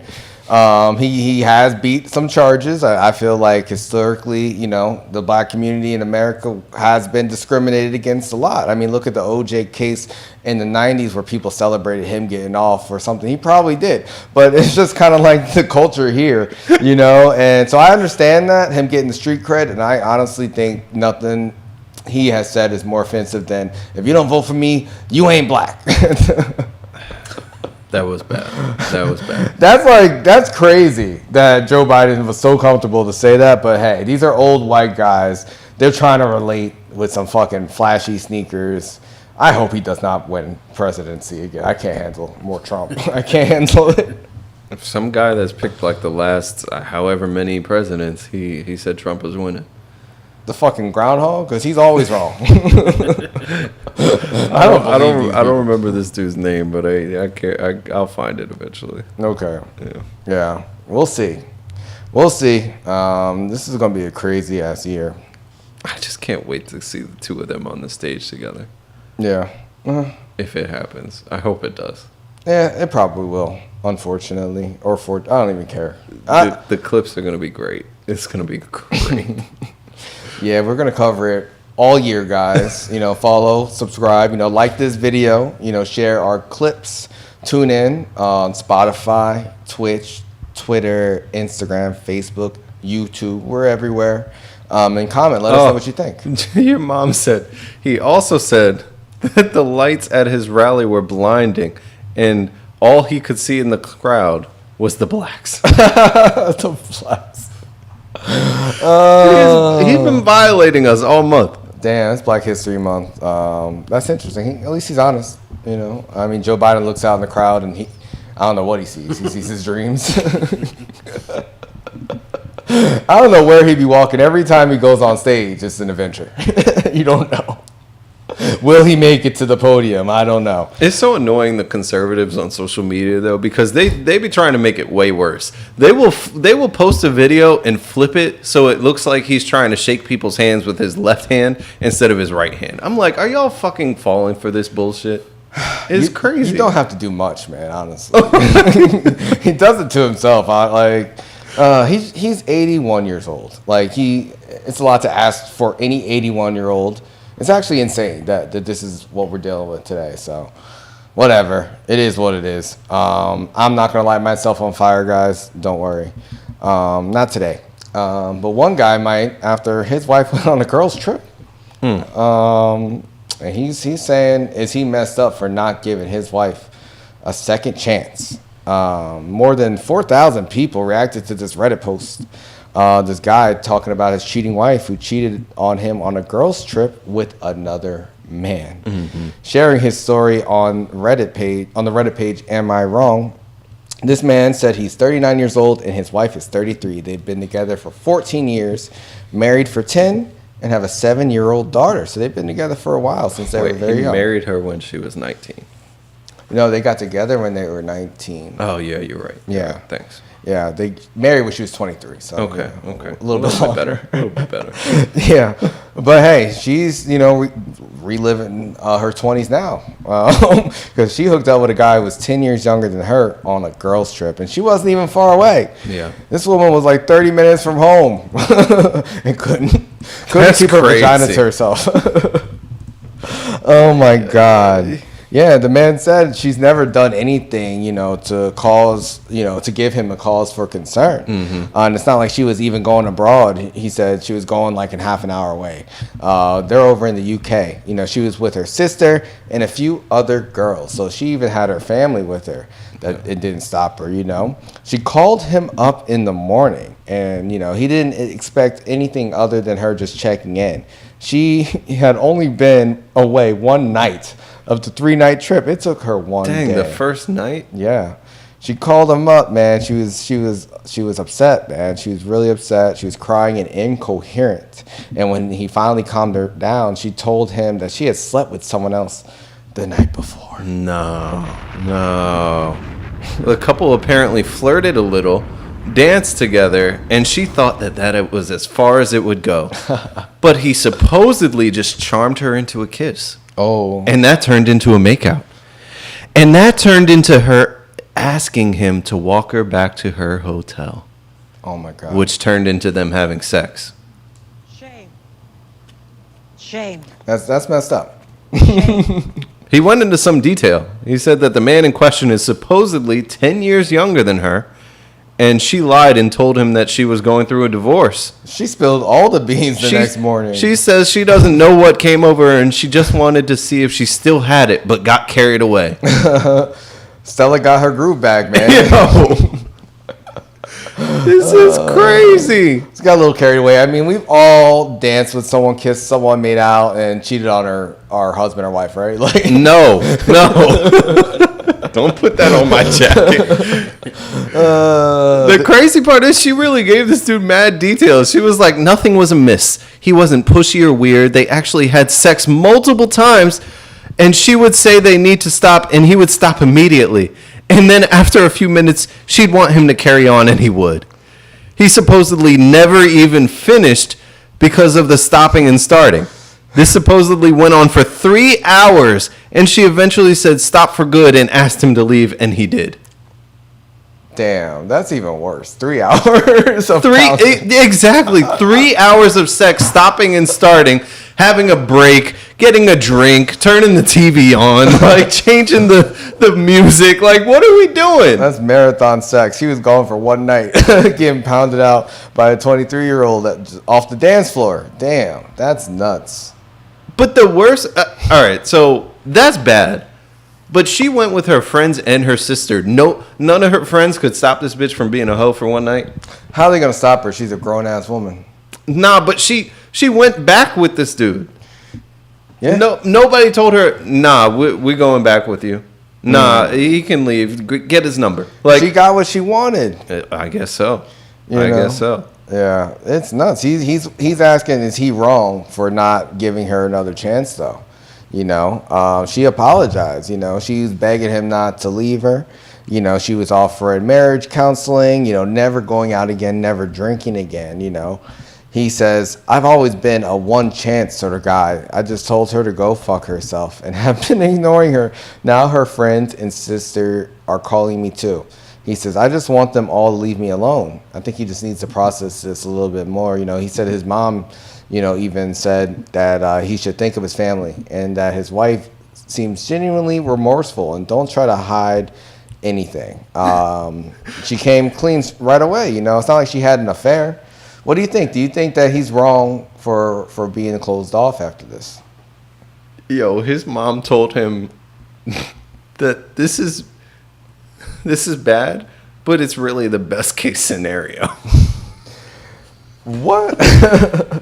Damn, this shit happens all the time.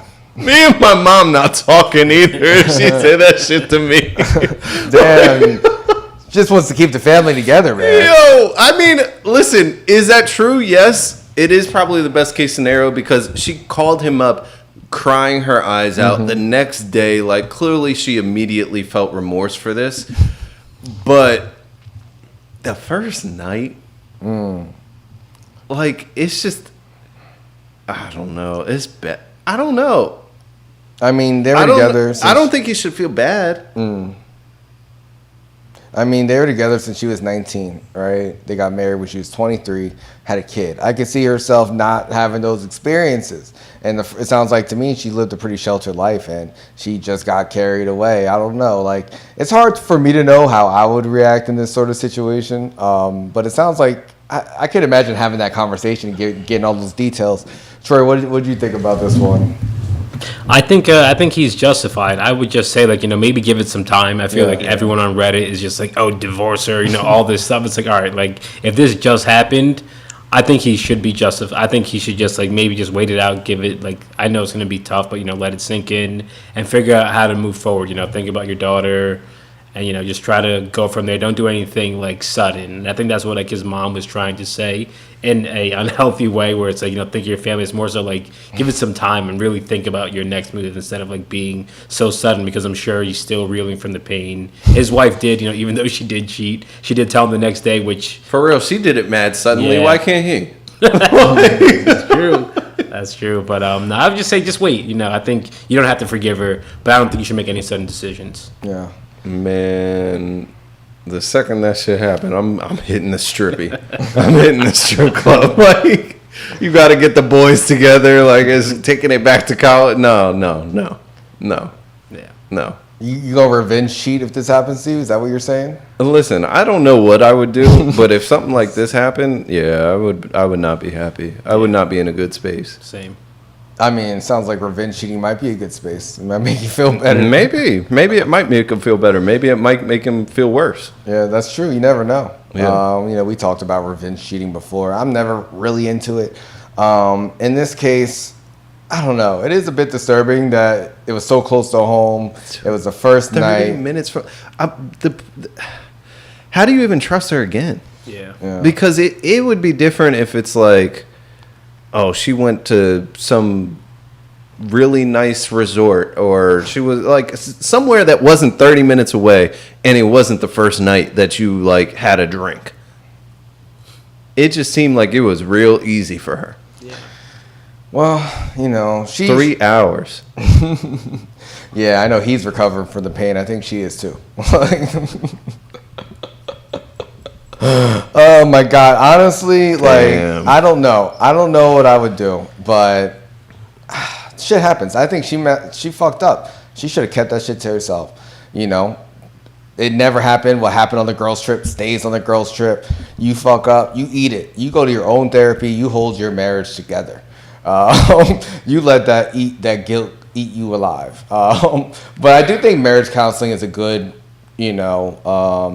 option for this. I think it's a must. You got to try to save it, especially since they've been together for so long.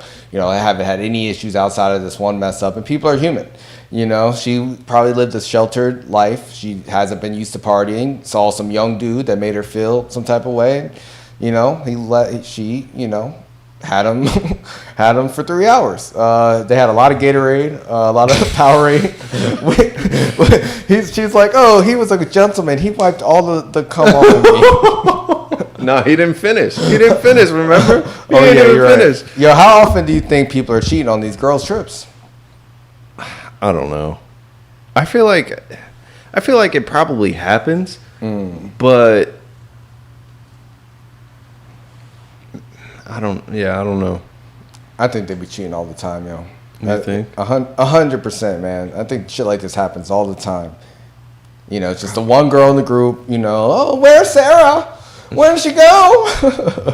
And they just keep that shit to themselves. I mean, it's possible. It is possible, but I will say her friends and sister ain't shit. They were like, oh, we had no idea she even went home with him. Bitch, weren't y'all all staying at the same hotel? You didn't realize your sister just disappeared for 3 hours? She went home for the night, Yeah, all right. They all had their own She rooms. was hoeing for the night. Damn, that ruined her. She should have at least kept it to herself so she could enjoy the rest of the vacation. Like, why ruin it? You did it the first night. Tell them when you get home. Oh my God, I don't know. He sent a long update too. We didn't even get to the update. I didn't see give me the update. I need to know. He said, update. As for my mother, she still thinks I should forgive her. She loves her. She just wants everything to be okay. My daughter has no idea what is happening. I still have no idea what I'm going to do. I'm just still reeling.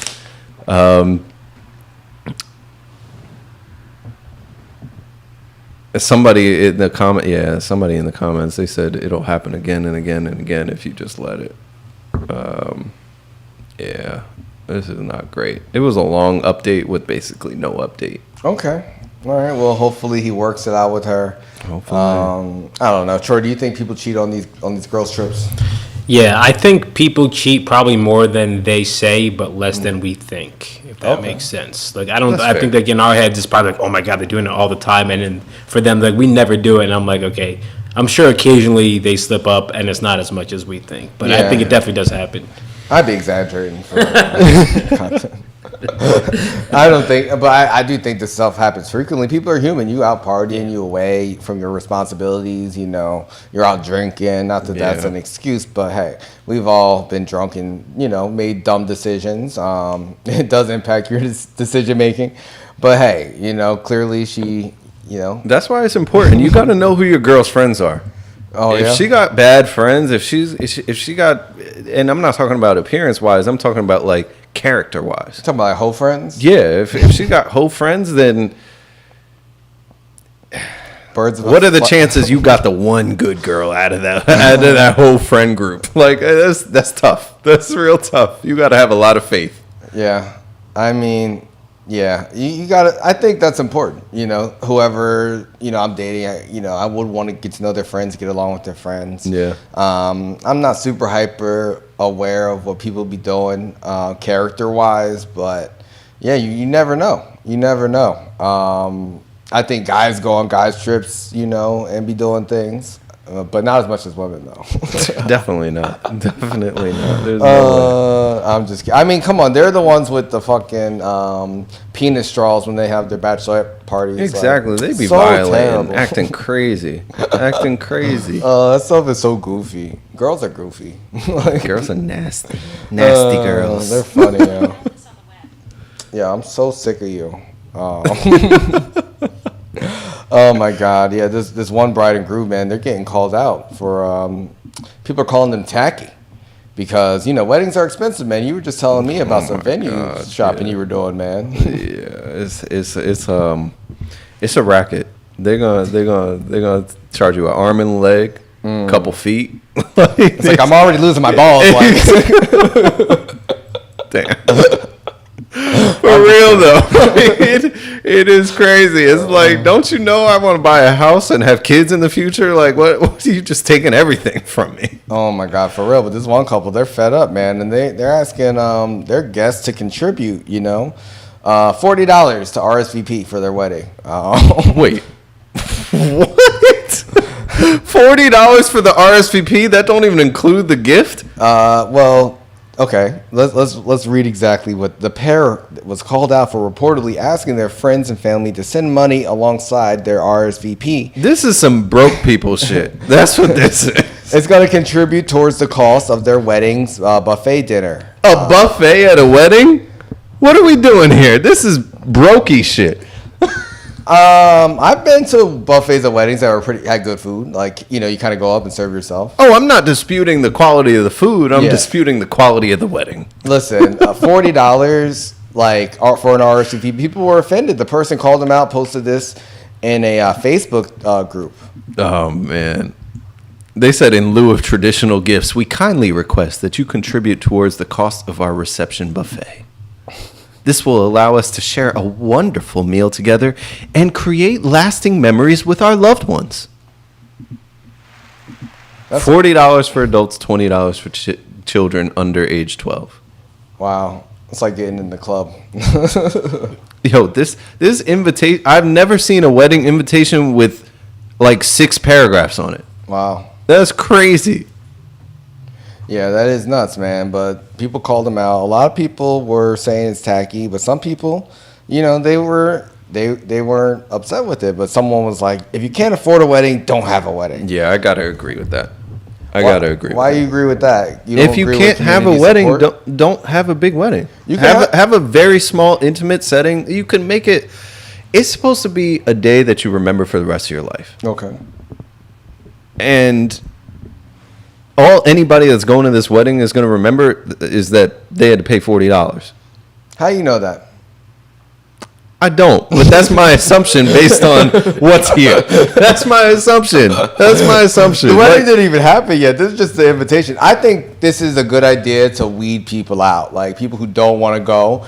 You don't want to pay for a high head count. Charge an entry level fee. Dog, I might not go just off the principle of this. I know you'd be one of the people. Oh, Brian's not coming. But the thing is, like, I'm gonna go by the bare minimum of like, if I'm going to a wedding, the gift has to be at least $100 per person. Mm-hmm. Like that's how I operate. Now, let me tell you, your plate costs way more than $100 for that plate these days. Yeah. Like, it's way more than that. But that's the bare minimum of what you should be doing. I don't think anybody should be having a wedding expecting people to cover the cost of their wedding. Like, I don't think that's a reasonable expectation. If you throw a party, you don't tell everybody, oh, you got to pay for the party I'm throwing. People do potlucks. People use their community to throw parties all the time. Yeah, but it's called a potluck party. It's a potluck wedding. Basically, it might as well be. Listen, I don't know. I would roll my eyes if I saw some shit like this, 100%. But I don't think it means that, you shouldn't have a wedding if you have to do this. Some people have to resort to other things, and maybe they have a family that will be supportive of this. Troy, what did you think about the $40 RSVP? I get why people say it is tacky, but I mean, for me, I'm like, okay, they said they don't want any gifts, so that means, usually the rule of thumb is spending, $100 per plate, $150 if they're close friends or something like that, who knows, but instead of doing that, you just pay $40 for the food. I wouldn't be upset about it. I'd be like, all right, I guess we're saving money at going to this wedding or something. So I personally, I wouldn't care. Yeah, that's a good point with the no gifts. I forgot about that part of it. Yeah, I wasn't aware of that part. I mean, from that perspective, I get it. It in a way, it does save everybody a lot of money. But if you're not asking for gifts, you could have got gifts and probably got more money than the $40 and $20 per kid. I don't know. It doesn't make sense to me. I come from the school of, if you can't afford it, then you don't buy it. And if you're asking people for money to buy something, that doesn't fall in those guidelines. That's just how like it works for me. That's like a privileged way to look at things, though, sir. To not buy shit you can't afford, I don't think that's privilege. I think that's fiscal responsibility. You sound like a Republican right now. To not buy stuff you can't afford? That's Republican? That's conservative? First off, a lot of people have their family like afford their wedding or buy their wedding. Traditionally, the bride's family is supposed to pay for it. So I think, you know, people have moved away from those traditions a lot, and people try to get more and more creative. If you need help from other people, I don't see a problem with that. No, I'm not saying like, that. oh, you can't do it because you're asking for $40. Like, no, like I think, you know, it's definitely something that I'm not used to. I would definitely roll my eyes at. But hey, if it's a wedding I want to see and I know the people aren't financially where I'm at or, you know, where they need to be, I wouldn't have a problem. And that is totally privileged. Maybe it is. But if I couldn't afford it, then I'm going to have a smaller ceremony. It'll be more intimate. And I think it could be just as elegant and a wonderful experience as any other wedding. They asking for $40. I'm assuming this is a small like wedding. I'm assuming. I don't know. Right? I feel like if they were doing something extravagant, they would need more than $40. Like that's the impression I get. I don't know. I would assume. Yeah, I mean, I would love to see how the wedding turns out and how many people actually participate and how many people said no to this. But we talked about that woman who did the $500 wedding on the street a couple of years ago. That was worse than this, in my opinion. I did not like the roadside wedding. If I remember right, I think I liked that one. Yeah, I thought that was creative. Yeah, and we kind of roasted her dress, but people were happy about it. Yeah. I wonder what happened to them. I wonder if they're still married. Hopefully. Yeah, it's crazy. You know, one person who got married and regretted it. What's her name? Risa Tisa on TikTok. You know, she was like, "Who the F did I marry?" So she put out like a series of videos that I did not watch. Did anybody catch these clips or videos? Are you guys aware of it at all? I started watching. I'm like an hour 20 into like this hour 5. 20? It's like I saw this YouTube video. It's like 5 hours long. I'm not even lying. And I watched like an hour 20 of it, just like listening throughout my day, working, folding laundry and stuff. And I was like, you know, I feel like it's just building up still because I'm like, Jesus Christ, there's still so much. But I just heard like everybody talking about it. So I was like, what is everybody talking about? Let me hear it straight from her rather than hearing what people are saying online. Yeah. And I mean, there's so many red flags only in an hour 20. I'm like, okay, she's Can you name some of them? Like, I think they started dating right before COVID, and then they moved in together like maybe 3 weeks after because they didn't want to be in the pandemic alone. That was one of the red flags. Was like, okay, that's just way too soon. He was planning on buying a house, and every time, you know, they would say, "Oh, we put a deposit down." The realtor would call her saying, "Hey, he never paid. Like, what's going on?" And she'd be like, "Oh," she'd call him. And he's like, "I paid him. Actually, no. Actually, I paid my friend who's a real estate agent. I wanted him to get the commission, so it's going through him instead of the real estate agent that they both were talking to." So just little things like that. And I think the part I'm at now is like, he was going to buy her a car, but he's been like lying about the kind of luxury car he wants to buy her, and like obviously his financials aren't legit and all this stuff like that. So that's what I've seen so far, but there's so many signs. Wow. Yeah, I feel like I'm way too judgmental to sit through that. Because I would just my eyes would be in the back of my brain. All I saw is that she had a part 49 video, and I was like, yeah, there's no way that I'm ever gonna try to work my way through this. But she called her ex Legion. Okay, that's what the name she gave him as like a demon name. Is that a demon name? I wasn't even familiar with that. Yeah, it's like I am Legion. It's like a whole bunch of demons put together or something like that. Interesting. Yeah. When I saw like the picture of her, I was like, you know, I can understand. But you know, I'm sure she. See, that ain't right. That's not nice. I'm sorry. I'm good for one every time. But yeah, honestly, like I get it. Like when people want something so bad, sometimes you know you ignore red flags. But this one therapist shared some tips for people to know if you are dating a pathological liar. So I always love these numbered lists of tips, and you know, dating a liar is like one of my biggest nightmares.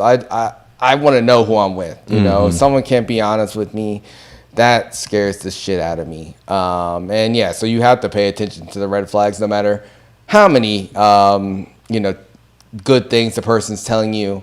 If it's not lining up with their actions, you have to be aware. But yeah, the first thing they say, and you know, I did mention, you know, the way this lady looks. And I don't say it to be mean. I'm just saying that's my perception of it, because the first tip that they say is, if it feels too good to be true, it probably is. Yeah. That's I think that's fair. I think it's fair too. You know, they say signs you may be dealing with a compulsive liar may emerge slowly in your awareness, because in the beginning the person may confabulate good, exciting things to draw you back into their orbit. They love bomb you. So, you know, they tell you all this stuff. Love bomb word again, that phrase. Oh my God, I'm so sick of it. But yeah, I agree with that. Like, you know, I've been in situations where I'm like, you know, this person's telling me like everything I want to hear. And I really digging them, but I'm like, something's a little bit off, you know. Like, one thing was, I was dating someone and they would like constantly like be like sending me texts and then deleting them, or sending me texts and then editing them, like all the time. And it was just kind of annoying. It's just like, what did you say? And sometimes I would see like they would say some slick shit and then delete it, and I'd be like, I saw that. Like, see, that's that iPhone feature. Androids, we can't do that. Yeah. We can't do that. Exactly. And just other things that didn't really, like, you know, saying, oh, like, I'm cool with, you know, where we're at, I'm not expecting more, but then, you know, getting upset at things that don't really align with that way of thinking. So I'm like, yeah, I can't spend more time with this or put energy into it, yo. If it's too good to be true, stay away. Be careful. Be careful. So the second one, it says, you find it near impossible to verify supposed facts they've given about their life. Oh, my God. They're going to dodge questions about their past or give vague details that can't be confirmed. They may also claim to no longer speak to their family, which, you know, you got to be careful with. Bro, that same thing happened to the same person. They said, I don't talk to any of my family. I'm like, oh, damn, that's troubling. I'm sorry. Red flags. Oh, my God. Yeah. Some people are good liars. You know, they live their whole life, you know, pretending to be someone else to, you know, get what they want. Yeah. And they find vulnerable people out there, you know, who act as a host, you know, to attach themselves and, you know, get things from them. You know, one thing that they call out is they say that liars often, you know, often get defensive when you point out the inconsistency. And so not only, you know, are they telling you things you can't prove, but when you call them on it, you know, they turn the tables by shifting blame onto the individual, questioning them, attributing fault, and casting doubt on your judgment. Damn, they try to flip the script on you, man. It seems like these are real dark personality traits that, you know, people may fall for. If you're with someone and you don't want them to be mad at you. Yeah, you don't. Yeah. I don't know. Do you relate to any of these? Have you ever like run into anyone, or, you know, just dealing with a liar in any type of relationship, not even romance, that you had to pick up on any of these things? Not pathological. I mean, I've definitely come across some, but I don't know. I try to avoid these types of people, honestly. Yeah. I really do. Yeah. It's tough. Troy, what about you? Yeah, I've been around. I think there's two that stand out now. One is someone I work with, and one was like one of my step siblings would just like lie over every little thing, and you would catch them red-handed, and they're still like getting super defensive or just not owning up to it. So I feel like now, like, I can kind of sense when someone is lying for like no reason. So I just, like you said, Brian, stay away from them, because I have no time or sympathy or patience for that. Yeah. Yeah. And then they say, you know, they dismiss your feelings in addition to the defensiveness. Dismissiveness is a telltale sign, the experts say, you know, that if you express hurt after you caught a pathological liar, you know, they'll disregard your feelings. So that's another thing. And I feel like, you know, this article is a direct response to, you know, who the F did I marry? And I feel like from what I heard in the video, she was like acknowledging like that, you know, she knows where she messed up. And, you know, I've been in that same thing. Like, okay, I know this is a little weird, but I don't marry the person. Like, I don't move in during COVID. Like, come on. Listen, she fell for it. Yeah, now she's getting clout off of it. Do you feel bad for people, who tell these stories when they obviously benefit from it? Because now she's getting like millions of views. I don't really tie the two things together. Like, I don't really view it as like necessarily a benefit for that person if they're getting a whole bunch of views, because who knows what's going on in their real life. They could really be tormented by this still, regardless of what's happening on social media. I don't think like the social media stuff is real. Even if they're getting paid off of whatever's happening, I'm like, what do you mean not real? You think this is a fake story? No, I think the story is probably real. I'm saying like maybe the euphoria that she feels because, she's getting all this support from people, that sort of stuff. Mm-hmm. I feel like all that's temporary. I mean, it's temporary, but hey, she's still benefiting from it. Like, she put out 49 parts of this, so clearly 49 parts is crazy. She's invested in telling her story. I mean, I feel like if I told some of my stories, it would never go this far. Well, no, never this much, but but like, I feel like I could get attention from it. But for me, it's like more important for me to protect like my personal life. Like, I tell stories here, shortened version of stories that are more appropriate. I'm taking everything out. For real. That are more appropriate, a long time afterwards. But I don't know. Like, how would you feel if you were the guy getting exposed like this? I don't think he cares. He's a pathological liar. Like, he did all this crazy stuff to this woman. He's probably like, I don't think he cares. Well, they said he's suing on Joe Budden's podcast. Did they? Joe Budden wasn't even on the podcast today. It was not good. Yeah, it did. I started listening to the first part, and I was like, all right, they're struggling, but. Yeah, they just get too serious sometimes. They just stick on topics for a little bit too long. I don't know why they let Flip lead. Yeah, whatever. As long as it's not ice.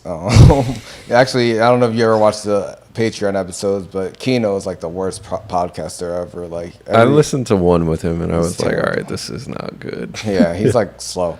The last thing that they say is trust your gut, which is something I always try to go with, because sometimes even if things look good, or sir, you're having fun, you enjoy someone's company, if you just feel something off in your gut, you got to trust that and explore why you feel that way. I feel like it's a part of your intuition to know if something's right for you or wrong for you. Any type of relationship or situation, if you feel uneasy, like, explore that. Don't ignore it. Don't ignore your feelings, and don't deal with someone who dismisses you emotionally and gaslights you and talks in circles. Like, to me, it's just like people need to set those boundaries themselves and have a little bit more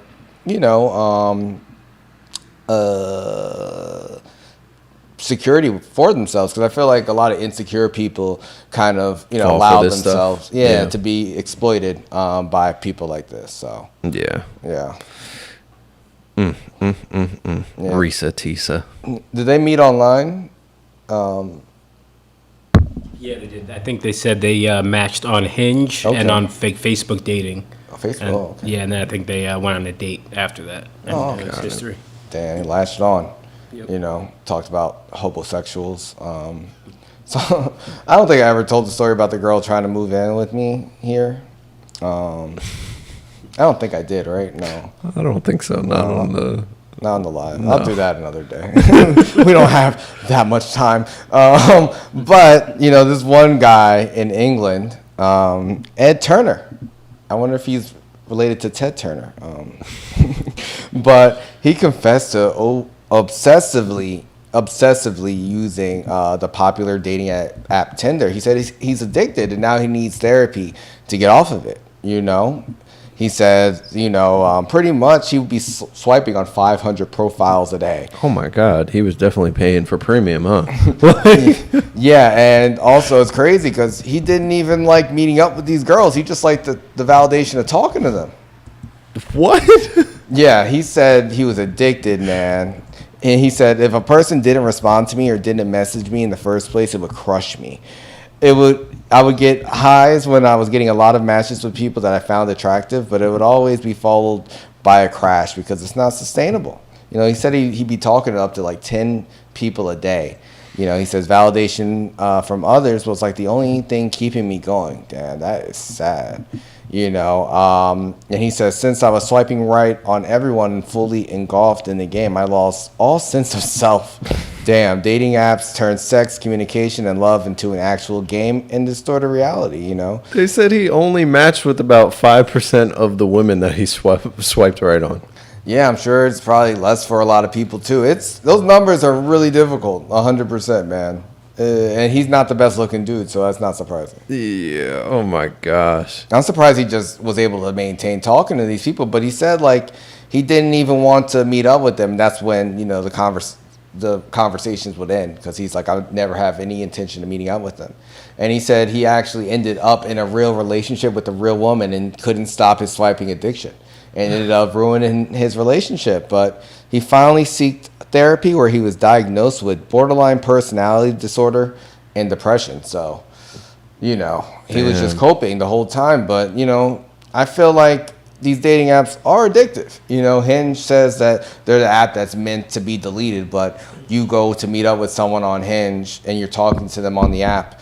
You go to meet up with them and talk to them. You open up the app, you see, oh, other girls. like it's not made to be deleted. It's made for you to be there forever, man. It's like always trying to show you someone else or something else. It's hard. Listen, they want to make their money. This is why New York is trying to sue the social media companies. Yeah. It's messing with people's heads. Yeah, and they're suing Match Group, you know, the parent company of Tinder and Hinge, you know, because there's a class action lawsuit from a lot of users who paid, and they said the apps are designed to trap them in an endless spiral of swiping rather than helping them find a relationship, which I totally agree with. I wonder if they're going to win that lawsuit.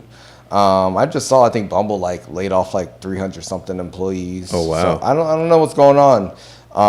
But, you know, we did talk about people finding alternatives and trying to be out in the real world. Do you think we'll see more of that? You know, we talked about the reading parties and speed dating. Do you think people will get more creative this year? I think so. I mean, I hope so. I feel like people got to continue to get back to just like reality and then some of the normal ways of meeting people. I think dating apps are great. That's how I met my fiance. But I didn't use it as a crutch even when I was on the dating apps. Like, I would still go out. We would go out all the time and talk to people. Like, it wasn't like that was the only thing I was doing, or that I was just swiping so that I could talk to people and then never try to meet up with them. Like, it's just, I don't know. Yeah. I don't know. I mean, last year, remember we talked about the study that said most people on Tinder were in relationships already? That's true. It was like, what, 60% Yeah, or something like that? Crazy. Yeah. Crazy. It's just like, how many people are just on there just to talk to people? I feel like there's a lot of people on there who just are lonely. Like, and I feel like that's the saddest thing ever. Obviously, this guy had, you know, BPD. You know, it's funny. I see girls on their dating profiles, and they say they had BPD, but they say beautiful princess disorder, and I'm like, are they serious? Oh boy. Yes, beautiful princess disorder. People are disillusioned, man. They're. I mean, people just are having fun.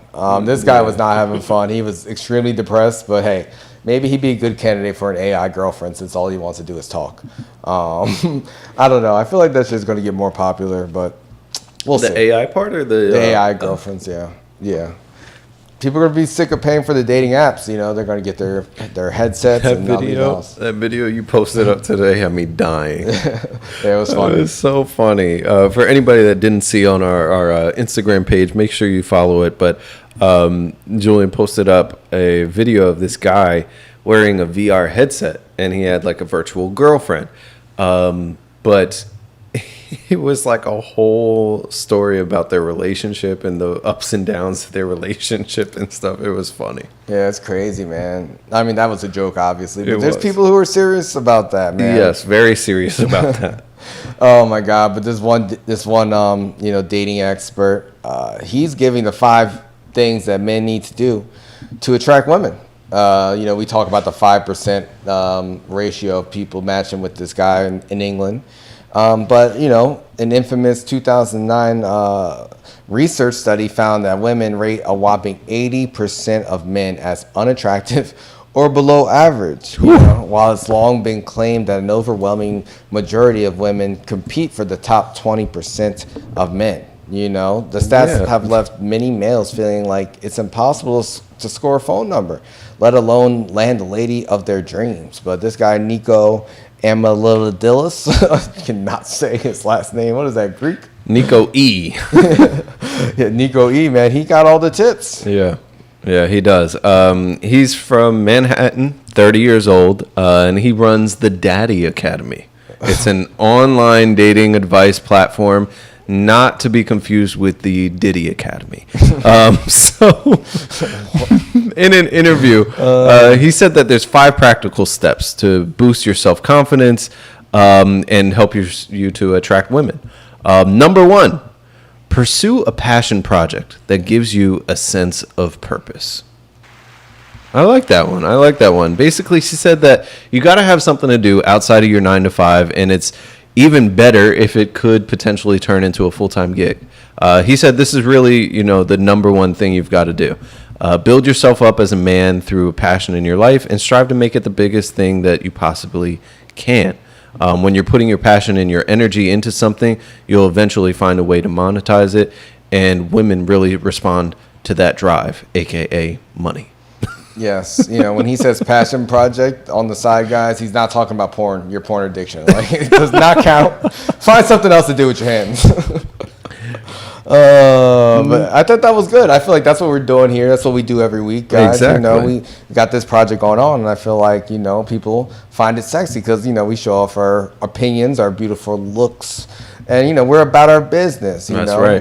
So I think it is kind of cool to do something outside of your 9 to 5, show your creative side or your drive, and doing something outside the box. Building something for yourself. We show we can be committed to something. 136 episodes. The time and effort, pre-production, the meetings, the work that we put in together. It's all for the passion. Yes, we deserve all the vagina.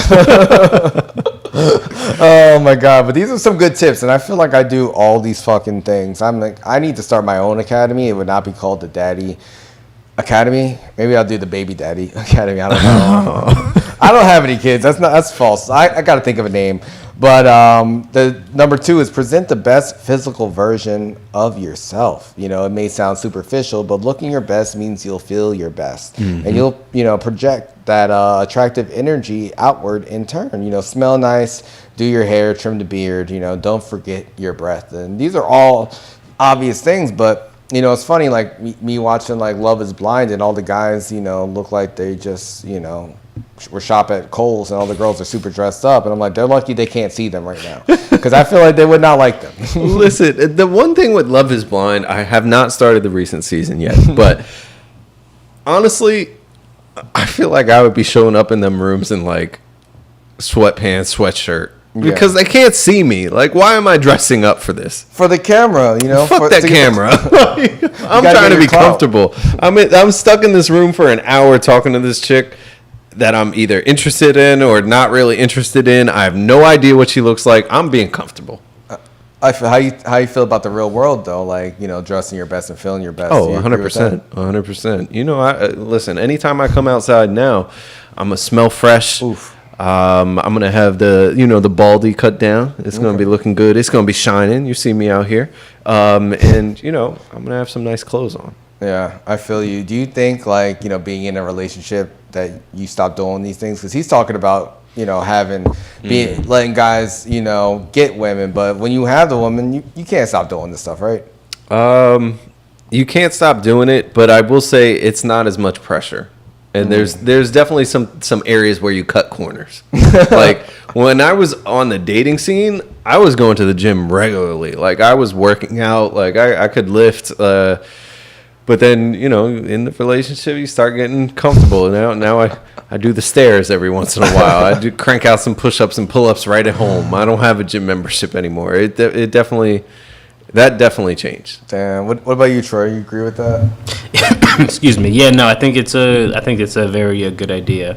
I like to, every time I leave the house, I, put cologne on. I think I definitely dress more for comfort, but like, at least my stuff will match. Like I put in a little effort. And if I'm at home though, Like, I'm kind of just chilling. Like, if I don't have anything to do, I'm wearing like sweatpants and like a t-shirt or just something comfortable throughout the day. But if I'm going out, I do like to at least look as good as possible. Yeah, y'all can't see Troy right now, but he got a fresh shape up. He got the dreads looking good. He's got the beard lined up. He's looking fresh in here. Hell yeah, man. Getting ready for that birthday. Exactly. Birthday, industry link. I got to look fresh. Hell yeah. Black history every day, guys. Yeah. That's right. That's right. Oh, man. I think it's super important, especially when he says, like, you look your best, you feel your best. Because for me, like, I don't feel good when I know I feel like I'm not putting that effort into myself. I'm not like working out enough, or I need to be able to feel good about myself in a relationship or out of a relationship. I mean, I've definitely put on weight in relationships more than being single. It's definitely a difference. I feel like just being on your own is different because I feel like when I'm in a relationship, I kind of lounge around a little bit more, kind of like go out to eat more, kind of like do a lot of activities that I don't know. And also, like, I'm not out in the streets, so I'm not really thinking about it as much, but I try to keep it tight. For sure. But they say number 4. Wait, number 3. Sorry. Number 3 is cultivate your emotional intelligence. Every man should be or should have done some therapy or life coaching. The male experience is complex. We tend to hold a lot of things in. We don't share a lot of emotions, and that translates to your dating life.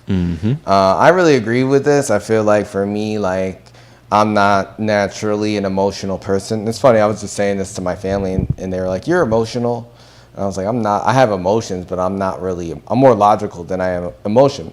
And going to therapy kind of made me understand my emotions a lot better because I primarily don't focus on that. And it really kind of helped me not only understand myself more, understand other people more. And I've been very open in talking about that with people. And, a lot of people I talk to have gone through a similar process. So I think it's really kind of helped me personally. So I think it's definitely a good point to make and to keep in mind, after the physical, after, the passion, work on your emotions because, women typically are a bit more emotional than men. Yeah, for sure. Definitely the mental, emotional, sort of spiritual aspects of who you are. You got to be in touch with that. Yeah. However it is that you do it. I think that's a good call out for sure. Yeah. And women, be less emotional. No, I'm kidding. I'm kidding. This is for men. What did you say it was called on there? The Big Princess, whatever it was? Beautiful Princess. Beautiful Princess, yeah.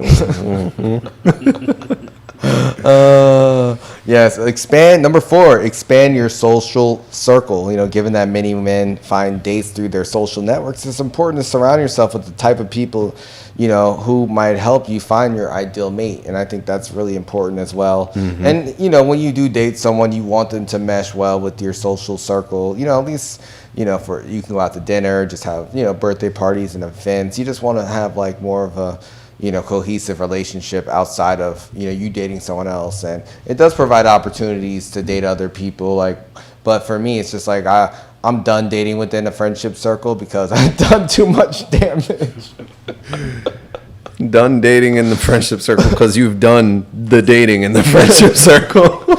It's too much. I mean, it's just kind of adds to awkward moments in the future. And it's just like, I mean, things happen. People go, stick in the same, social circles or go to college together. Or, most of my friends are from college, honestly. And, things happen. People date each other, But for me, I feel like I exhausted that that realm. Maybe when everyone's divorced in like 15, 20 years, I'll circle back. I don't know. You're already plotting. That's crazy. I'm back. He said one of the keys to meeting and attracting women is actually speaking to women. Who knew? Who knew? That's big, but that's a hard thing to do. It is. It can be. Women can be cold-blooded, especially in New York. It ain't no joke out there, bro. And people don't talk anymore. Young people don't talk. They don't. They don't. So it's good to be more social. And the last thing is be authentic. Be yourself. Becoming a desirable dude isn't about altering yourself completely. But it's about enhancing who you are deep down. You never want to change who you are at your core. That's what makes you unique, and I agree with this wholeheartedly. That's why I'll always like be open and sharing like, you know, my Instagram, even though it's private. If someone wants to look further into that's for other reasons, but but you know, they can see clips of our show, what we do, what we talk about. Like, this is all me. This is stuff I care about. This is who I am. So that's always important to me. I feel like some people, they read this stuff, you know, they watch these movies like Hitch, and they're like, oh, I need to be a new person to get, you know, the bad chick. But at the end of the day, Hitch taught us you can be yourself. Oh man, it's real. It's real. What's her name? Olivia. In the movie. Eva Mendes? No, the white chick. I forget her name. I can't remember. She wasn't important. Eva Mendes was important. Listen, you know that's a good movie. Got to revisit that. But let us know, guys. Do you agree with these tips to get women? You know who gets a lot of women, man? Cam Newton. And he also gets men attacking him. What the hell's going on, man? I don't know. It's so crazy. So they were basically at this youth football event.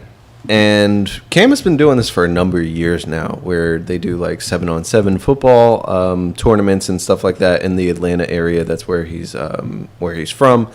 And it's not really certain what exactly prompted this sort of altercation that happened, but there's a video that went viral online because they tried to jump Cam, and it looked like they got jumped instead. Like, I don't know what went wrong for them, but let's take a look at this video.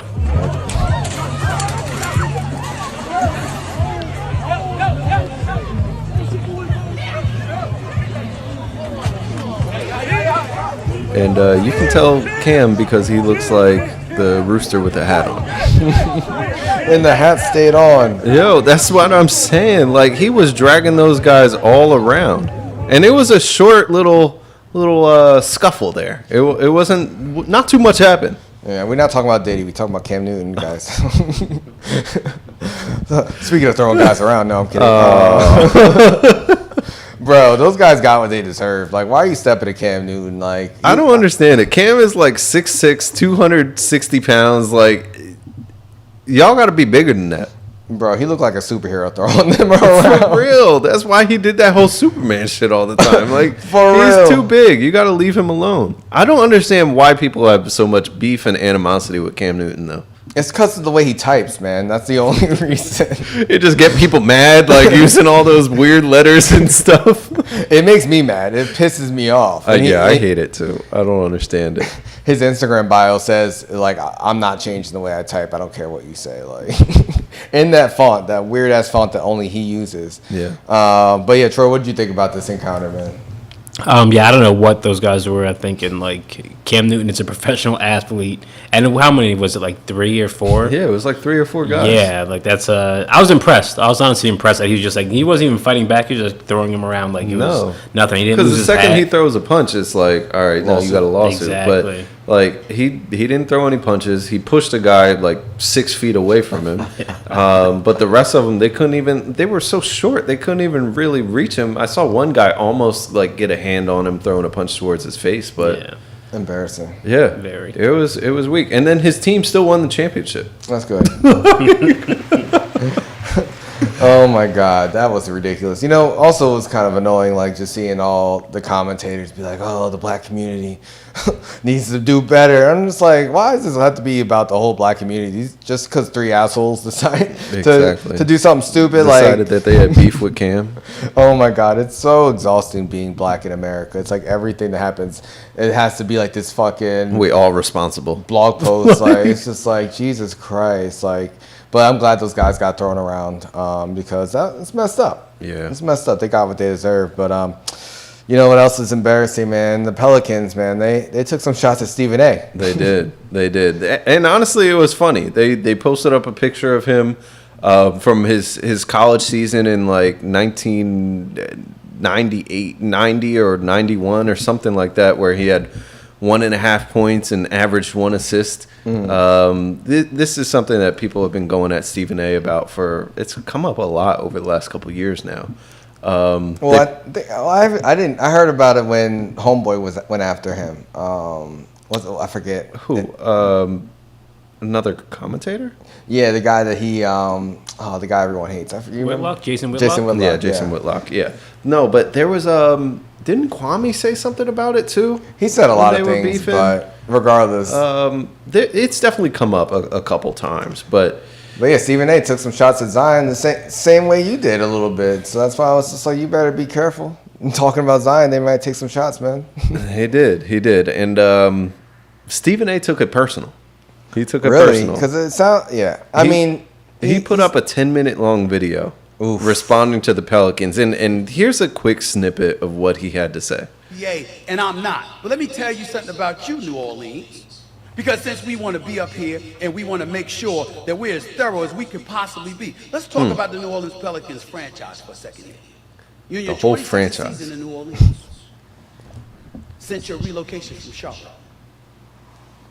Ladies and gentlemen, do you he know about to snap. that by being named the Hornets and then the Pelicans, you have as many names as you do playoff series victories in 22 years? oof. You won 2 playoff series One of them in against the 22 Blazers. freaking years.